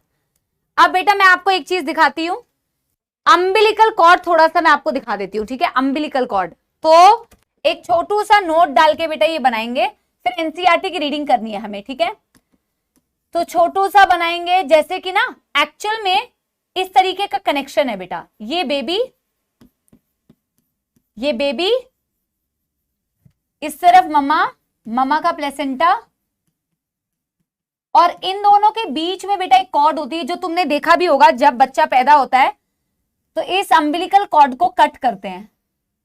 मैंने जब आपको लास्ट ईयर बेटा एक कॉन्सेप्ट पढ़ाया था अम्बिलिकल कॉर्ड, मैंने लास्ट ईयर आपको एक कॉन्सेप्ट पढ़ाया था जिसमें मैंने आपको क्या पढ़ाया था? इराइथ्रोब्लास्टोसिस फीटलिस। तो इराइथ्रोब्लास्टोसिस फीटलिस में मैंने बेटा आपको ये बताया होगा कि अम्बिलिकल कॉर्ड को जब आप कट करते हो तो बच्चे का जो ब्लड है वो मिक्स हो जाता है मदर के ब्लड से, ठीक है। अगर आपको याद आ रहा होगा कि मैंने आपको पढ़ाया था इराइथ्रोब्लास्टोसिस फीटलिस का कॉन्सेप्ट, ठीक है। Yes yes everybody, right. अच्छा देखो, बेबी और मम्मा के बीच में अम्बिलिकल कॉर्ड का इस तरीके से कनेक्शन होता है। अगर मैं एक डायग्राम के थ्रू दिखाऊं तो इस तरीके से होगा।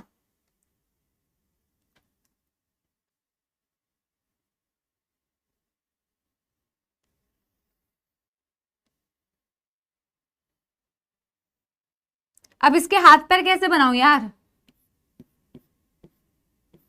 ठीक है। और ये अम्बिलिकल कॉर्ड होती है और बेटा इस तरफ इस तरीके से प्लेसेंटा होता है जो हमने बनाया ना।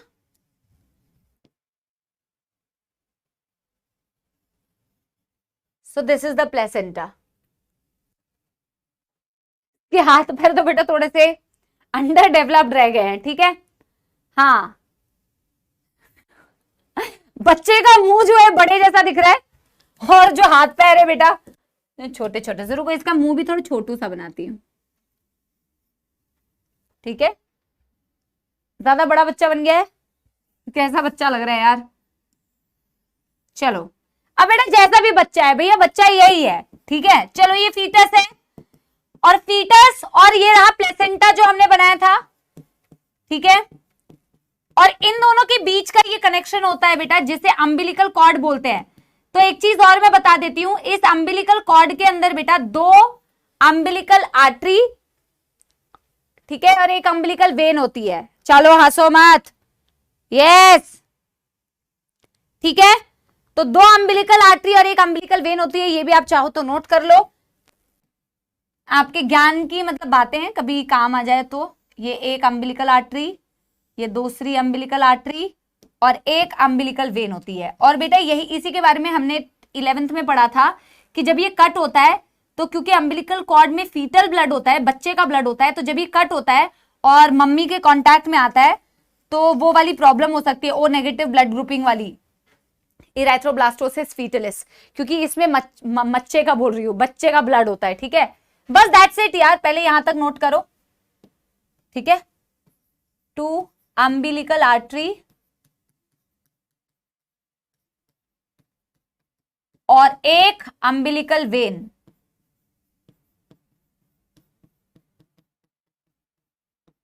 ठीक है।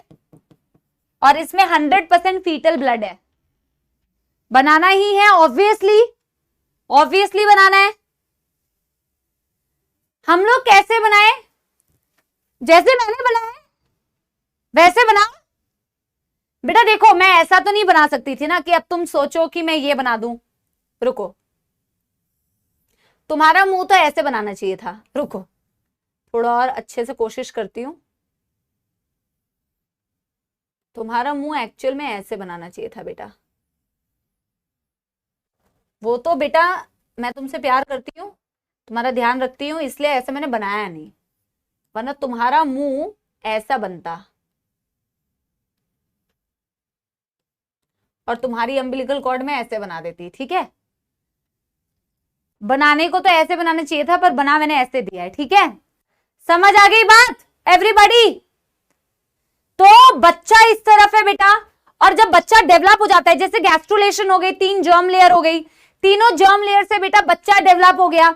और बच्चा जब बन जाता है ना बेटा, देखो बहुत सारी लेयर्स बनी, योक सैक बना, एक्सोसिलोमिक मेम्ब्रेन बनी, जिनका फंक्शन मैंने तुम्हें नहीं बताया क्योंकि उसकी जरूरत नहीं है। हाइपोब्लास्ट है, आगे और भी लेयर्स बनती है जिनमें एलेंटॉइज नाम का भी लेयर होता है। एक्चुअल में उन्हीं लेयर से बेटा कहीं ना कहीं आगे जाके तुम देख रहे हो अम्बिलिकल कॉर्ड डेवलप होती है। और ये रहा बच्चा, ये रहा अम्बिलिकल कॉर्ड, ये रहा प्लेसेंटा। तो जितनी भी चीजें प्लेसेंटा से बेबी को मिल रही है या बेबी से प्लेसेंटा को मिल रही है, वो इसी अम्बिलिकल कॉर्ड से होते हुए मिल रही है, ठीक है। इसी अम्बिलिकल कॉर्ड से होते हुए मिल रही है, ये बीच की तरह काम कर रहा है बेटा, ठीक है। दोनों के बीच का कनेक्शन है एक, ठीक है। यस, ओ मेरे सपोलो रे सपोलो रे सपोलो रे, डस दूंगी तुमको। नहीं, ये तो तुम बोलोगे ना, तुम मुझको डस दोगे प्लीज, ऐसे मत करो प्लीज, पढ़ लो थोड़ा सा रिप्रोडक्शन, और क्या मैं आगे की स्लाइड में बढ़ जाऊं, ओ मेरे सपोलो रे सपोलो रे सपोलो। चलो यार, 1 घंटा हो गया बेटा, अब सिर्फ आधे घंटे का टाइम बचा है, ठीक है। वैसे देखो, ऐसे कोई बेटा जल्दी जल्दीबाजी कुछ है नहीं, ऐसा नहीं है कि मैं लेके आई हूं इतना टारगेट तो उतना पढ़ा के ही चली जाऊंगी, जितना नॉर्मल तरीके से कंप्लीट हो सकता है उतना। बेटा मुझे इस आपको पता है, ये मैं आज के डेट में आपको बोल रही हूं और आप बाद में देखना, सबसे पहले लक्ष्य बैच में जूलॉजी का ही सिलेबस खत्म होता है, ठीक है। और मुझे इस चैप्टर के लिए जितने लेक्चर्स मिले थे, 14 लेक्चर्स मिले थे, आज 14th लेक्चर है, ऑलमोस्ट इतने में ही खत्म होना था, हम कोई आगे पीछे कहीं नहीं चल रहे हैं, ठीक है। क्योंकि मैंने एक बच्चे का कमेंट पढ़ा था, हमारा सिलेबस कब कंप्लीट होगा। अरे भाई, जूलॉजी का सबसे पहले हो जाता है, फिर तुम रोते रहते हो। मुझे एक्सपीरियंस है 12th क्लास के लिए, जूलॉजी का सबसे पहले खत्म हो जाता है बच्चों का, और बच्चे बाद में सारे सब्जेक्ट पढ़ते हैं, और जूलॉजी सबसे पहले फिनिश हो जाती है, ठीक है। तो आप लोग उसके लिए चिंता मत करो, ठीक है। चलो चलो एवरीबॉडी, एक बार एनसीईआरटी की रीडिंग करते हैं, प्रेगनेंसी एंड एम्ब्रियोनिक डेवलपमेंट, फिर मैं एम्ब्रियोनिक डेवलपमेंट पढ़ाऊंगी, ठीक है। चलो स्टार्ट करें। एनसीईआरटी में मेरे को एक बारी बता दो ये कहां दिया हुआ है, एक बारी मेरे को बता दो बेटा, कहां पे दिया हुआ है, कहां पे दिया हुआ है, यस जल्दी से, हाँ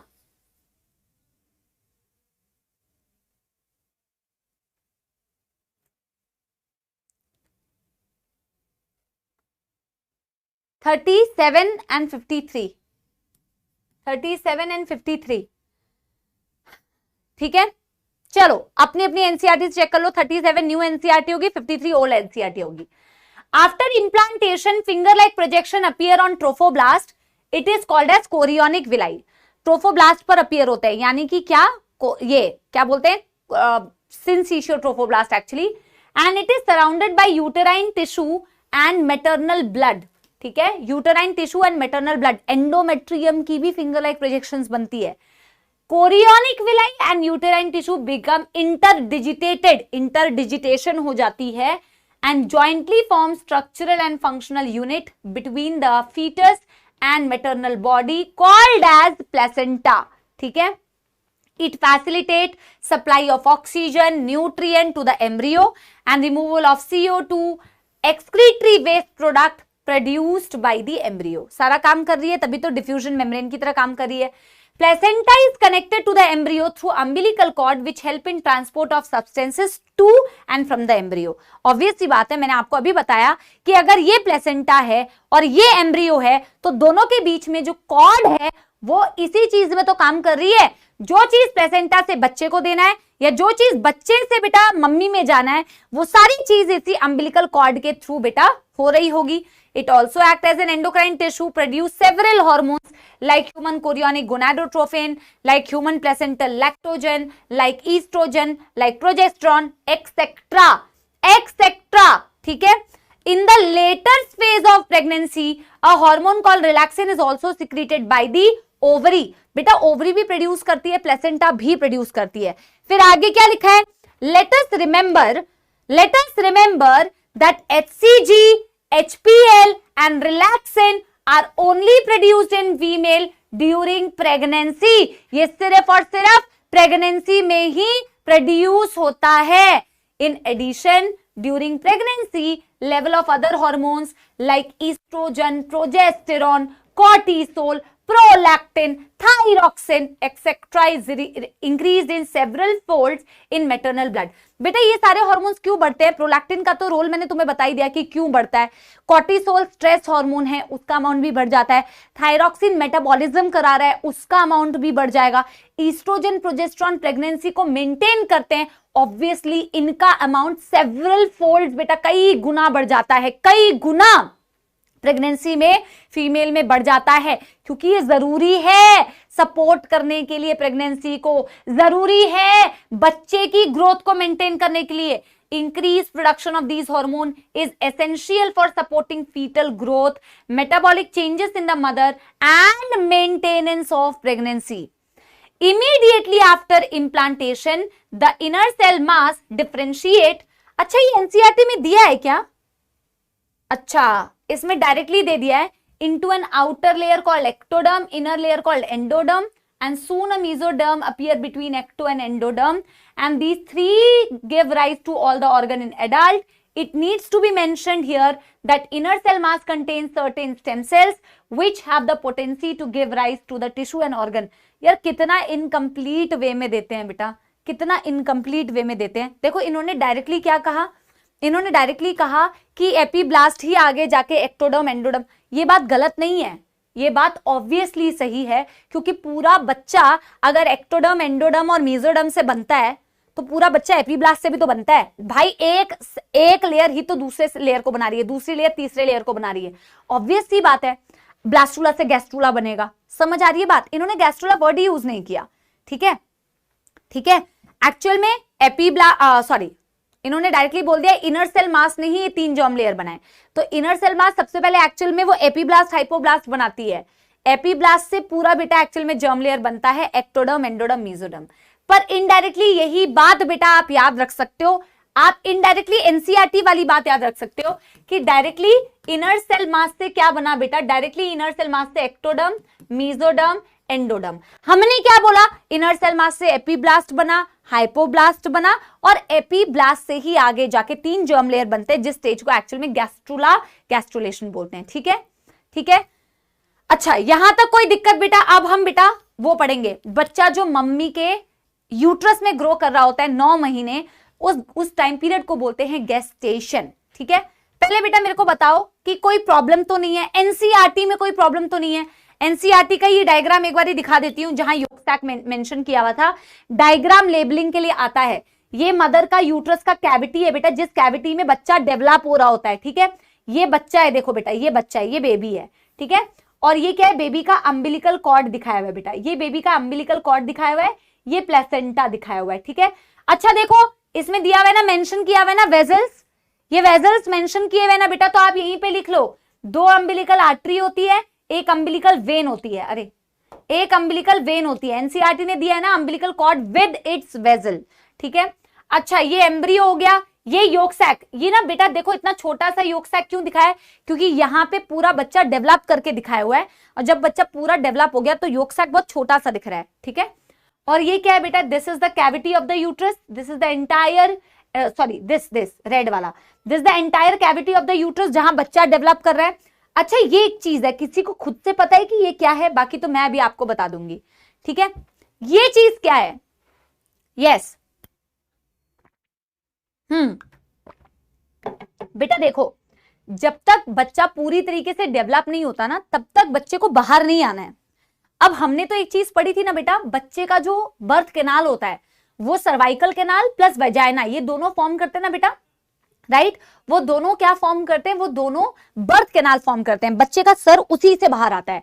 लेकिन बेटा जब प्रेगनेंसी है तब तब तो बेटा कोई नहीं चाहेगा ना कि उस वक्त में सर्विक्स खुल जाए और बच्चा बाहर आ जाए, राइट, वेरी गुड। तो एक्चुअल में क्या होता है ना बेटा, उस वक्त में हमें इस सर्विक्स वाले कैनाल को ब्लॉक करना है। आप एनसीईआरटी में इसे लिख लो, आप एनसीईआरटी में इसे लिख लो कि ये जो सर्विक्स है ना बेटा, इस सर्विक्स के कैनाल को हमें ब्लॉक करना है, इस सर्विक्स के कैनाल को हमें ब्लॉक करना है। हमें ब्लॉक कैसे करना है बेटा, इसमें म्यूकस की पूरी फिलिंग कर देनी है। एक्चुअल में ये प्रोजेस्टेरोन हार्मोन कर रहा होता है। ये जो प्लग और सर्वाइकल म्यूकस है ये कौन बनाता है बेटा, ये प्रोजेस्टेरोन बनाता है। तो प्रोजेस्टेरोन सर्विक्स पे ना जो ग्लैंड्स होते हैं उनको स्टिमुलेट करके उसमें म्यूकस की फिलिंग कर देता है, और म्यूकस अगर सर्विक्स में भर जाएगा तो ऑफ कोर्स प्रोटेक्शन रहेगी। जब बच्चे को डिलीवर होना होता है ना बेटा, तब ये सर्विक्स का बेटा जो म्यूकस प्लग है वो हटता है, और तब बेटा बच्चे की डिलीवरी हो पाती है। समझ आ गई, समझ आ गई ये बात, समझ आ गई ये बात, यस। आपने बेटा ब्लॉक कर दिया सर्विक्स के कैनाल को म्यूकस से। क्यों ब्लॉक कर दिया, क्योंकि आप अभी नहीं चाहते कि बच्चे को किसी भी तरीके से बच्चा बाहर आए। समझ आ गई बात। योग सैक के बहुत सारे फंक्शन होते हैं, erythropoiesis is one of the functions of yolk sac. अभी आपको वो सब पे बेटा जाना नहीं है, ठीक है। Done done done done, yes, ठीक है, ओके। इस चैप्टर का सेकंड लास्ट पार्ट है ये, इस चैप्टर का सेकंड लास्ट पार्ट है एम्ब्रियोनिक डेवलपमेंट, एम्ब्रियोनिक डेवलपमेंट, ठीक है। सेकेंड लास्ट पार्ट है और इसके बाद है बच्चे की डिलीवरी, दैट इज पार्च्यूरेशन। तो एम्ब्रियोनिक डेवलपमेंट में सबसे पहले मैं आपको बताना चाहूंगी गेस्टेशन। बेटा डे 1 याद आ रहा है? डे 1 में हमने सबसे पहले क्या पढ़ा था? डे 1 में सबसे पहले हमने पढ़ा था इन गैमीटोजेनेसिस। गैमीटोजेनेसिस में गैमीट बनते हैं, फिर होता है इंसेमिनेशन, ट्रांसफर होता है, फिर होता है फर्टिलाइजेशन, फिर होता है इम्प्लांटेशन, फिर होती है गेस्टेशन और फिर होती है पार्च्यूरेशन। तो ये लास्ट 2 स्टेप्स बचे हैं और ये लास्ट 2 सबसे छोटे स्टेप्स हैं, ठीक है। तो गेस्टेशन बेटा यानी कि this is the entire time period of embryonic development. बच्चे का जो पूरा टाइम पीरियड होता है डेवलपमेंट का, उसे बोलते हैं बेटा गेस्टेशन, उसे बोलते हैं बेटा गेस्टेशन। अब देखो, अगर मैं बेटा एनसीईआरटी के अकॉर्डिंग आपसे पूछूं, लेकिन आपको अभी देखो, आपको पता है ना एम्स का पेपर अब अलग से तो होता नहीं है, तो अभी आपको स्टेटमेंट वाइज क्वेश्चन भी मिलेंगे जो मैं सॉल्व करना आपको सिखाऊंगी, असर्शन रीजन, क्योंकि एम्स का पेपर अलग से कंडक्ट नहीं करते। तो एम्स में पहले जब अलग से पेपर पूछा जाता था तो उसके क्वेश्चंस थोड़े से लेवल हाई होता था, है ना, उसमें असर्शन रीजन होता था और असर्शन रीजन अलग टाइप का होता है, सिर्फ 1 स्टेटमेंट करेक्ट 2 स्टेटमेंट करेक्ट नहीं होता है, उसमें और भी होता है, reason is the correct explanation और it is not the correct explanation. तो वो क्वेश्चन कैसे सॉल्व करने तो मैं आपको बताऊंगी। प्लस गेस्टेशन से भी थोड़े ट्रिकी क्वेश्चन आपसे पूछ सकते हैं। अब आप ये नहीं सोचोगे ये लाइन एनसीईआरटी में है क्या, गेस्टेशन वर्ड है ना, तो आपसे अलग अलग तरीके से क्वेश्चंस पूछ सकते हैं, जो मैं सारी क्वेश्चंस आपको बता दूंगी कि किस किस तरीके के क्वेश्चंस आ सकते हैं, ठीक है, किस किस तरीके के क्वेश्चंस आ सकते हैं। डेवलपमेंट की स्पेलिंग गलत है, कोई बात नहीं बेटा, ठीक है। चलो, gestation is the entire time duration of, entire time, ये बहुत ही ज्यादा कॉन्सेप्चुअल है, ध्यान से सुनना, time duration of development of baby, development of baby, जो कि आपने बेटा यूजुअली कितना सुना है, आपने क्या सुना है, ह्यूमन के डेवलपमेंट के लिए बेटा कितना टाइम पीरियड लगता है, आपने सुना ही होगा। अगर आप वैसे देखें तो आपने वो टाइम सुना होगा 9 मंथ्स, यस और नो, MONTHS, और यानी कि मैं 36 वीक्स बोल सकती हूं, और मैं इसके अकॉर्डिंग 252 डेज बोल सकती हूं, यस। पहले मेरे को ये बताओ कि ये बात आपको पता है ना, ये बात आपको पता है ना, लेकिन बेटा सिर्फ 9 मंथ्स या 36 वीक्स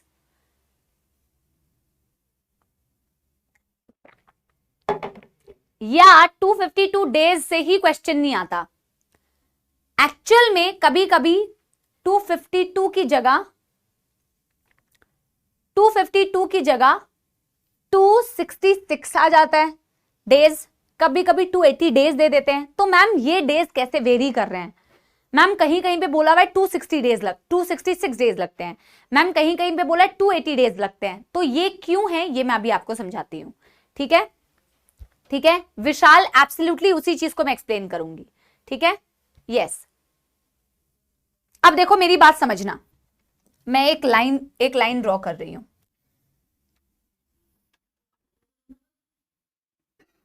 एक लाइन ड्रॉ कर रही हूं, ठीक है, इसको समझते जाना एक बारी, ठीक है। लास्ट मेंस्ट्रुएशन, मैं 28 डेज की साइकिल मान रही हूं फीमेल की, day 1, day 14,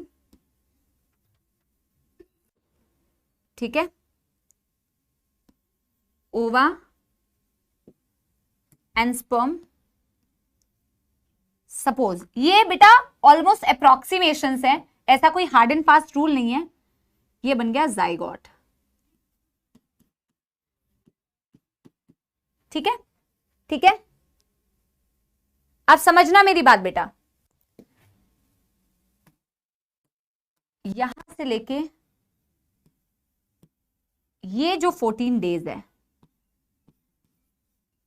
14 to 15 days for gastrula formation,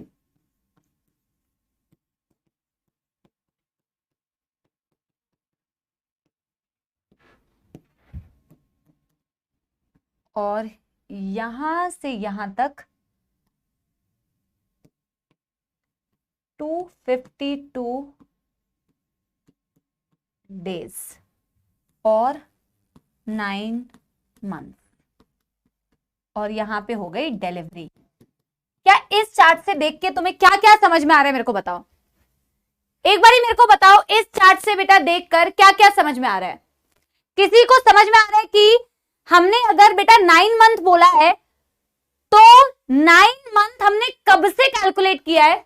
9 month या 36 वीक्स या 250 डेज हमने कब से कैलकुलेट किया है? जल्दी बताओ, जल्दी बताओ, कब से कैलकुलेट किया है? यति को कुछ नहीं समझ में आ रहा है, चलो ठीक है।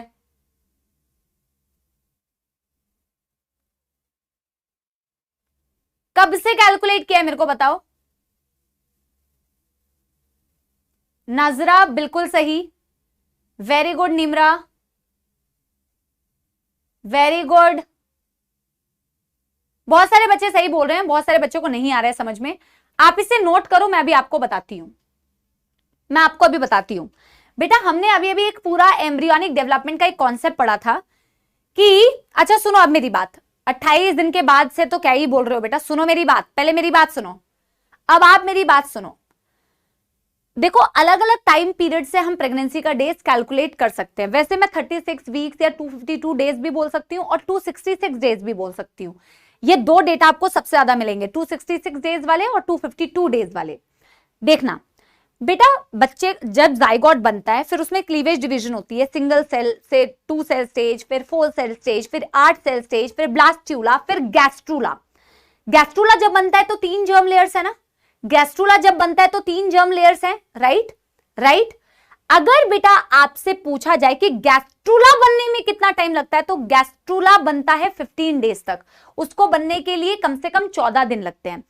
अगर मैं बोलूं कि इस टाइम पीरियड तक गैस्ट्रूला बन गया है, यहां तक मैं बोल रही हूं, अगर मैं गैस्ट्रूला बन चुका है और तब से टाइम पीरियड कैलकुलेट करना चाहती हूं कि गैस्ट्रूला बनने के बाद, यानी 3 जर्म लेयर जब बन गई उसके बाद कितना टाइम लगा, तो उसके बाद टाइम लगता है बेटा 252 डेज। गैस्ट्रूला बन गया अगर, तो गैस्ट्रूला बनने के बाद कितना टाइम लगा, 9 महीने। यानी 3 जर्म लेयर बनने के बाद 36 वीक लगे या 252 डेज लगे या 9 महीने लगे।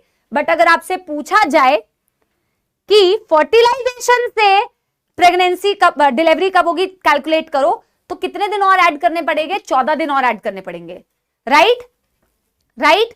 देखो गैस्ट्रूला से कैलकुलेट करोगे तो 252 डेज, लेकिन गैस्ट्रूला को बनने के लिए कितने दिन और लगे। सपोज 14 डेट पे, यहां पे मैं 28 दिन की मेंस्ट्रुअल साइकिल मान के चल रही हूं, फॉर एग्जांपल हाइपोथेटिकल, तो बेटा इस 14th डे पे ही ओव्यूलेशन होगा अगर 28 दिन की मेंस्ट्रुअल साइकिल है। सपोज इसी दिन फर्टिलाइजेशन हो गया, 1-2 दिन का ऊपर नीचे काउंट नहीं करना है, ठीक है। तो मैंने बोला कि अगर इस दिन पे बेटा ओव्यूलेशन हुई, इसी दिन पे फर्टिलाइजेशन हुआ, तो यहां से यहां तक बेटा 14 दिन लग गए ना, क्या बनने के लिए, गैस्ट्रूला बनने के लिए। तो अगर आपसे from the day of fertilisation पूछा जाएगा, तो from the day of fertilisation delivery होने में कितना टाइम लगेगा, और कितने दिन ऐड कर दोगे, 14 दिन, और कितने दिन ऐड कर दोगे, 14 दिन। और अगर आपसे पूछा जाए लास्ट मेंस्ट्रुअल साइकिल से कितना दिन लगेगा डिलीवरी करने के लिए, तो लास्ट मेंस्ट्रुअल साइकिल के शुरुआत के लिए और 14 दिन ऐड करने पड़ेंगे, यानी कि 280 डेज। क्या मेरी बात समझ पाए बेटा? यहां जो बेटा मजाक मस्ती करेगा फिर उसका कोई फायदा नहीं है। ये कॉन्सेप्ट आपको एनसीईआरटी में कभी मिलेगा ही नहीं, और ऐसा अगर बेटा लेवल का सवाल पूछा आपसे, फिर आप बिल्कुल कंफ्यूज हो जाएंगे। This is the kind of concept जो एम्स में पूछे जाते थे, ठीक है। ये बताओ मेरे को इस तरीके से बताने का पर्पस क्या है, ताकि आप चैट्स करो या आप आराम से सुनो। मेरी बात समझ आ गई बेटा? अलग अलग टाइम पीरियड है कैलकुलेशन का ना। अगर आपसे पूछा जाए गैस्ट्रूला बनने के बाद कितना टाइम लगा, तो 252 डेज।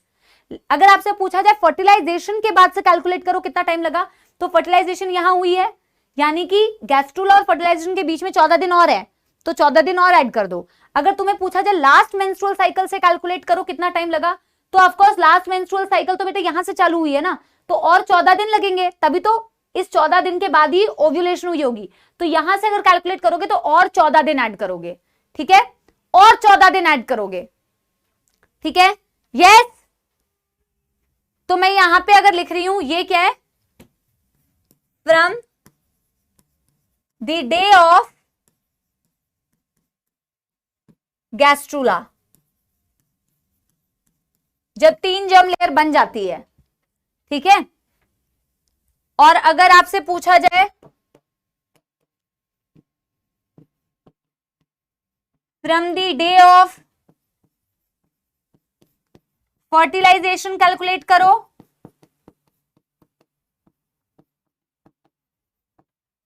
तो 252 में और 14 दिन ऐड हो जाएंगे, 266। अगर from last menstrual cycle calculate करने के लिए दिया,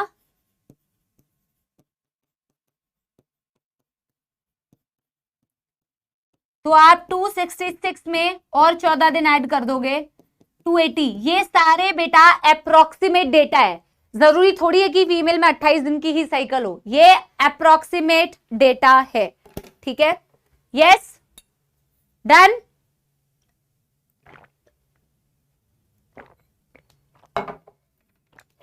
क्या डन डन हो गया? It's a very very very very very conceptual topic. Such questions are possibility है कि आपके पेपर में इंक्लूड करें, जब एम्स बेटा अलग से कंडक्ट नहीं करते हैं तो आप ही के पेपर में बेटा थोड़ा 1-2 हाई लेवल का क्वेश्चन दे सकते हैं। और जब बेटा आप ऑलरेडी नोट्स में सारा कुछ लिख लोगे तो आई डोंट थिंक कि बहुत ज्यादा डिफिकल्टी होगी, ठीक है। हालांकि अगर ऐसा क्वेश्चन मैं तुम्हें बेटा बिना यहां पे पढ़ाए और फिर आपके पेपर में देती तो आधे बच्चों को मौत आती कि मैम ये तो आपने नोट्स में कराया ही नहीं है। नोट्स में ये कराने की जरूरत नहीं होती, अगर आपको बेसिक इंफॉर्मेशन है तो आप खुद से भी कैलकुलेशंस कर सकते हो। बट इट्स ओके बेटा, जब हमारे पास समय है तो हम ऑफकोर्स आपको क्लास में भी कराएंगे। और मैं आज के लिए आई थिंक पार्चुरेशन वाला टॉपिक तो रह जाएगा, लेकिन मैं एम्ब्रियोनिक डेवलपमेंट आपको बता देती हूँ कि कौन से महीने में क्या बचता है। 15 मिनट्स का टॉपिक अभी भी बचा रहेगा, वो 15 मिनट्स का टॉपिक प्लस पीवाईक्यू मैं अगले क्लास में कराऊंगी, ठीक है। डन हो गया बेटा एवरीबॉडी।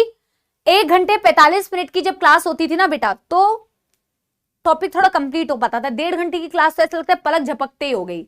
मुझे इतना छोटा लगता है ना लेक्चर, ऐसा लगता है अभी शुरू किया था, अभी तो कुछ पढ़ाया ही नहीं है, इतना छोटा हो गया है लेक्चर। क्योंकि एनसीईआरटी भी पढ़ानी होती है साथ के साथ तुम्हें, तो लेक्चर काफी छोटा लगता है। 15 मिनट जो लास्ट के होते हैं ना बेटा, वो काफी बड़ा मतलब एक टाइम मिलता था। तो ये एम्ब्रियोनिक गेस्टेशन के बाद ही बेटा इसे कंटिन्यू करो, कौन से महीने में क्या बनता है। इसमें टेबल में से एज इट इज क्वेश्चन आता है, इस टेबल में ज्यादा दिमाग नहीं लगाते, ठीक है। डायरेक्ट क्वेश्चन देते हैं, ठीक है, डायरेक्ट क्वेश्चन देते हैं। तो मैं यहां पे क्या करती हूं, ऐसे 2 पार्ट्स में से डिवाइड कर देती हूं बच्चों। लेफ्ट वाला थोड़ा छोटा रखूंगी, राइट वाला थोड़ा बड़ा रखूंगी, ठीक है। यहाँ पे हम लिखेंगे टाइम पीरियड और यहाँ पे हम लिखेंगे उस टाइम पीरियड में बच्चे का कौन सा बॉडी पार्ट डेवलप हुआ है, ठीक है। नहीं, एक्स्ट्रा लेने की क्या जरूरत है भाई, सैटरडे क्यों लू, जरूरत थोड़ी है। वैसे मैं एक सिंगल क्लास की बात कर रही हूँ, हम कोई बेटा इतना पीछे थोड़ी हो गए कि एक्स्ट्रा क्लास लेने की जरूरत है। टाइम पीरियड एंड कौन सा पार्ट एम्ब्रियो का डेवलप हुआ होता है, एम्ब्रियोनिक डेवलपमेंट। तुम तो ऐसे बात कर रहे हो पता नहीं कितना हम पीछे हो गए हैं, ठीक है। चैप्टर ही गिन के कितने हैं बेटा। चलो, तो एनसीईआरटी ने सबसे पहले बेटा 1 मंथ दिया है। फर्स्ट मंथ में बेटा दिल धड़कने दो, क्योंकि दिल धड़कता है, हार्ट इज फॉर्म्ड। तो पहले महीने में हार्ट बीट सुनाई देती है, हार्ट इज फॉर्म्ड, ठीक है। दूसरा महीना दिया है क्या एनसीईआरटी में, सेकेंड मंथ दिया होगा, limbs and digits are formed. आपके हाथ पैर बनते हैं जिन्हें फिर आप बेटा इतना चला रहे हो अभी टाइप करने के लिए, डिजिट्स का यूज कर रहे हो ना, खट खट खट खट खट खट खट खट, लिम्स एंड डिजिट्स, तुम्हारी उंगलियां आर फॉर्म्ड। फिर आई थिंक 3 महीना भी दिया होगा बेटा। हर 3 महीने को बोला जाता है ट्राइमेस्टर, ठीक है। ट्राइमेस्टर, 3 का मतलब, वो 3 महीने का मतलब है ट्राइमेस्टर। तो पहले 3 महीने फर्स्ट ट्राइमेस्टर, अगले 3 महीने सेकेंड ट्राइमेस्टर और अगले 3 महीने थर्ड ट्राइमेस्टर। तो एक ट्राइमेस्टर में 3 महीने होते हैं, ठीक है। तो मैं बोल रही हूं बेटा क्या, 3 मंथ्स को मैं बोल सकती हूं फर्स्ट ट्राइमेस्टर, फर्स्ट ट्राइमेस्टर। 3 महीने का कॉम्बिनेशन होता है ट्राइमेस्टर, और पहले 3 महीने का combination first trimester. First 3 months are called as first trimester. It is definitely given in NCERT. ठीक है, तो 3 महीने में बेटा क्या बना? एक्सटर्नल जेनिटेलिया, जिससे सेक्स डिटर्मिनेशन हो सकता है, बट करना तो नहीं चाहिए। एक्सटर्नल जेनिटेलिया बन जाता है बेटा, एक्सटर्नल जेनिटेलिया फॉर्म्ड, और ज्यादातर ऑर्गन सिस्टम भी बन जाते हैं। ठीक है, most of the organ system formed. अब बेटा देखो, अगले चैप्टर में ना आप एक कॉन्सेप्ट पढ़ोगे एबॉर्शंस का। ठीक है, एबॉर्शंस का आप एक कॉन्सेप्ट पढ़ोगे। एबॉर्शंस देखो, ऐसा नहीं है कि एबॉर्शंस करना कोई बुरी बात है। कई बार बेटा ऐसा भी होता है कि बच्चे में कोई प्रॉब्लम है, बच्चे में मेंटल कोई प्रॉब्लम है, बच्चे में जेनेटिकल कोई हो सकता है प्रॉब्लम है, और जब वो प्रॉब्लम पता लगती है तो ऐसा, या फिर ऐसा बच्चा डेवलप हो रहा है जिससे कि मम्मी के हेल्थ को बेटा प्रॉब्लम हो सकती है, या बच्चे को खुद को बेटा फ्यूचर में प्रॉब्लम हो सकती है, तो ऐसे केस में डॉक्टर एडवाइस करते हैं कि आप बच्चा अबॉर्ट कर दो, एबॉर्शन कर दो। तो एक्चुअल में एबॉर्शंस के लिए ना बेटा पहले फर्स्ट ट्राइमेस्टर के पहले एबॉर्शन करा लेना चाहिए, क्योंकि आप खुद ही देखो फर्स्ट ट्राइमेस्टर तक ज्यादातर ऑर्गन सिस्टम बन जाते हैं, ज्यादातर ऑर्गन सिस्टम बन चुके होते हैं। अगर फर्स्ट ट्राइमेस्टर के बाद कोई एबॉर्शन कराता है तो बहुत ज्यादा रिस्की है, बहुत ज्यादा रिस्की है बेटा, बहुत ज्यादा रिस्की है। तो इसका कॉन्सेप्ट आप आगे पढ़ोगे जो इसी से रिलेटेड है बच्चों, क्योंकि ज्यादातर ऑर्गन सिस्टम फर्स्ट ट्राइमेस्टर तक बन जाते हैं, इसीलिए इसके पहले पहले करा लेते हैं अगर अबॉर्शंस तो ठीक है। और ऐसा नहीं है बेटा मुंह उठा के कोई भी अबॉर्शन करा सकता है, गवर्नमेंट ने उसके लिए रूल्स लिए हुए हैं। ठीक है, रूल्स हैं, आप अपने मन से कोई भी अबॉर्शन नहीं करा सकता, इसके लिए प्रॉपर रूल्स हैं। ठीक है, चलो फिर बेटा फर्स्ट 3 months तो हो गया, फिर 5th month दिया होगा एनसीईआरटी में कि 5 महीने में बेटा क्या हो जाता है? सर पे बाल आ जाते हैं, हेयर अपीयर्स ऑन हेड। सबसे पहले सर पे बाल आएंगे, ये याद रखो, हेयर अपीयर्स ऑन हेड। और बेटा फट फट फट फट फट फट फट फट मूवमेंट होती है। फर्स्ट मूवमेंट बेबी की 5th month में होती है। ठीक है, तो क्या? Hair appear on the head and first movement of baby, first movement of baby, पहली बारी फर्स्ट मूवमेंट जो बच्चे की दिखती है वो आपको 5th month में दिखती है, वो 5th month में दिखती है। समझ आ गई बात? Yes yes. अरे 4 month दिया, अब तुम मुझे बताओगे, एनसीईआरटी में दिया नहीं है भाई, इसीलिए नहीं लिखा है। 4 month में क्या होता है? 4 month दिया होता है एनसीईआरटी में तो लिखवाती ना भाई। 4 month मैम आप भूल गई हो शायद। 6th month में क्या होता है बच्चों? 6th month का मतलब होता है सेकेंड ट्राइमेस्टर, और यही तक दिया हुआ है बस एनसीईआरटी ने लास्ट। 6th month में hair all over the body, hair all over the body. जब पूरे बॉडी में हेयर आया तो ऑफकोर्स आईलैशेस बन गई होगी, eyelashes are formed, eyelashes are formed. और आईलैशेस के साथ साथ में बच्चे की आईलिड्स भी ओपन हो जाती है। तो तुम बेटा फिर देखना चालू कर दोगे, hair all over the body, eyelashes are formed and eyelids खुल जाती है। ठीक है, आईलिड्स ओपन, आईलिड्स ओपन। इससे डायरेक्ट क्वेश्चन आता है। बस आज के लिए इतना है। This is very very very important, direct question आता है, डायरेक्ट क्वेश्चन। ठीक है, तो पहले महीने में दिल धड़कने दो, दूसरे महीने में हाथ पैर चलने दो। ठीक है, चलने मत दो, हाथ पैर चलने दोगे तो गलत हो जाएगा फर्स्ट मूवमेंट, हाथ पैर बनने दो बोल दो। ठीक है, तो पहले महीने में दिल धड़कने दो, दूसरे महीने में हाथ पैर बनने दो। ठीक है, हाथ पैर बनने दो मतलब limbs and digits are formed. तीसरे महीने में बेटा most of the organ system is formed. ऐसे याद रख लो कि 3 महीने तक वो अबॉर्शन वाला कॉन्सेप्ट, और एक्सटर्नल जेनिटेलिया बन जाता है। 5वें महीने में बेटा क्या होती है? पहली उछल कूद, फर्स्ट मूवमेंट। और सबसे पहले बॉडी पे बाल नहीं आ रहे, तुम क्या बोल रहे हो? सर पे बाल आ रहे हैं। और 6th महीने में बेटा क्या होगा? Hair appear all over the body, eyelashes are formed और आईलिड्स खुल जाती है। ठीक है, यस यस, ठीक है, हाँ याद भी हो गया, वेरी गुड बेटा, वेरी गुड। ब्रेन कब बनेगा बेटा? तुम्हारा तो बनेगा ही नहीं। ठीक है, तुम क्यों पूछ रहे हो? चलो, क्या बोला बेटा मैंने? जो बेटा एनसीईआरटी में दिया है सिर्फ उतना ही पढ़ना है। अतिरिक्त के पीछे जो बच्चा भागता है, इस साल नीट का पेपर जो आया था ना बेटा, आधे बच्चे इसलिए रो रहे थे क्योंकि क्या क्या पढ़ लिया, एनसीईआरटी जो थी वो तो पढ़ा ही नहीं। ठीक है, डन डन बच्चों, यस एवरीबॉडी। ठीक है, इसके बाद सिर्फ 15 मिनट का एक टॉपिक बचा हुआ है और पीवाईक्यू। अगले क्लास में न्यू चैप्टर स्टार्ट होगा, रिप्रोडक्टिव हेल्थ, उसको एनसीईआरटी से पढ़ के आना। और अगले उस चैप्टर की भी बहुत इंपॉर्टेंस है बेटा, 2-3 सवाल आते हैं। ठीक है, वहीं से शुरू करेंगे। ठीक है, तो बस यहां ये वाला टॉपिक तो हमारा कंप्लीट हो गया है और पीवाईक्यू तो बेटा आज हो नहीं पाया, कोई बात नहीं, कोई दुख वाली बात नहीं है बेटा, इतनी हम अगली क्लास में करेंगे। ठीक है, पोल्स कंडक्ट कराएंगे, मैं लाइव ही कराना चाहती हूँ। और बस आई होप तुम्हें समझ में आया होगा बेटा लेक्चर। ठीक है, thank you very very much for attending the session. आज आपको बेटा यहीं पे रिलीज कर देते हैं। आई होप कि सब कुछ बढ़िया रहा होगा। ठीक है, thank you very very much. ठीक है,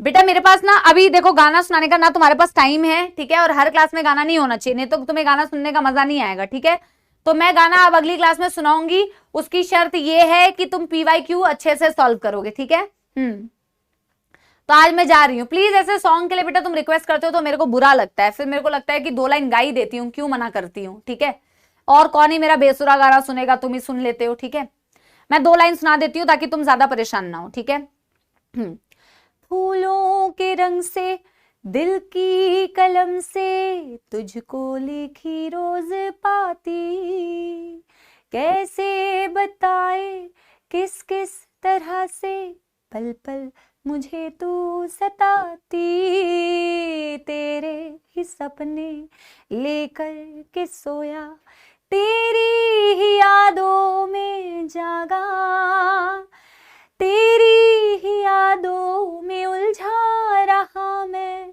जैसे कि माला में धागा, हो बादल बिजली चंदन पानी जैसा, सपोलों का प्यार लेना होगा क्लास मुझे हर सोमवार। ठीक है, चलो thank you very very much बच्चों, आई लव यू ऑल। ठीक है, पढ़ाई करते रहो बढ़िया से, ऑल दी वेरी बेस्ट। मिलते हैं अगली क्लास में, bye bye, thank you thank you.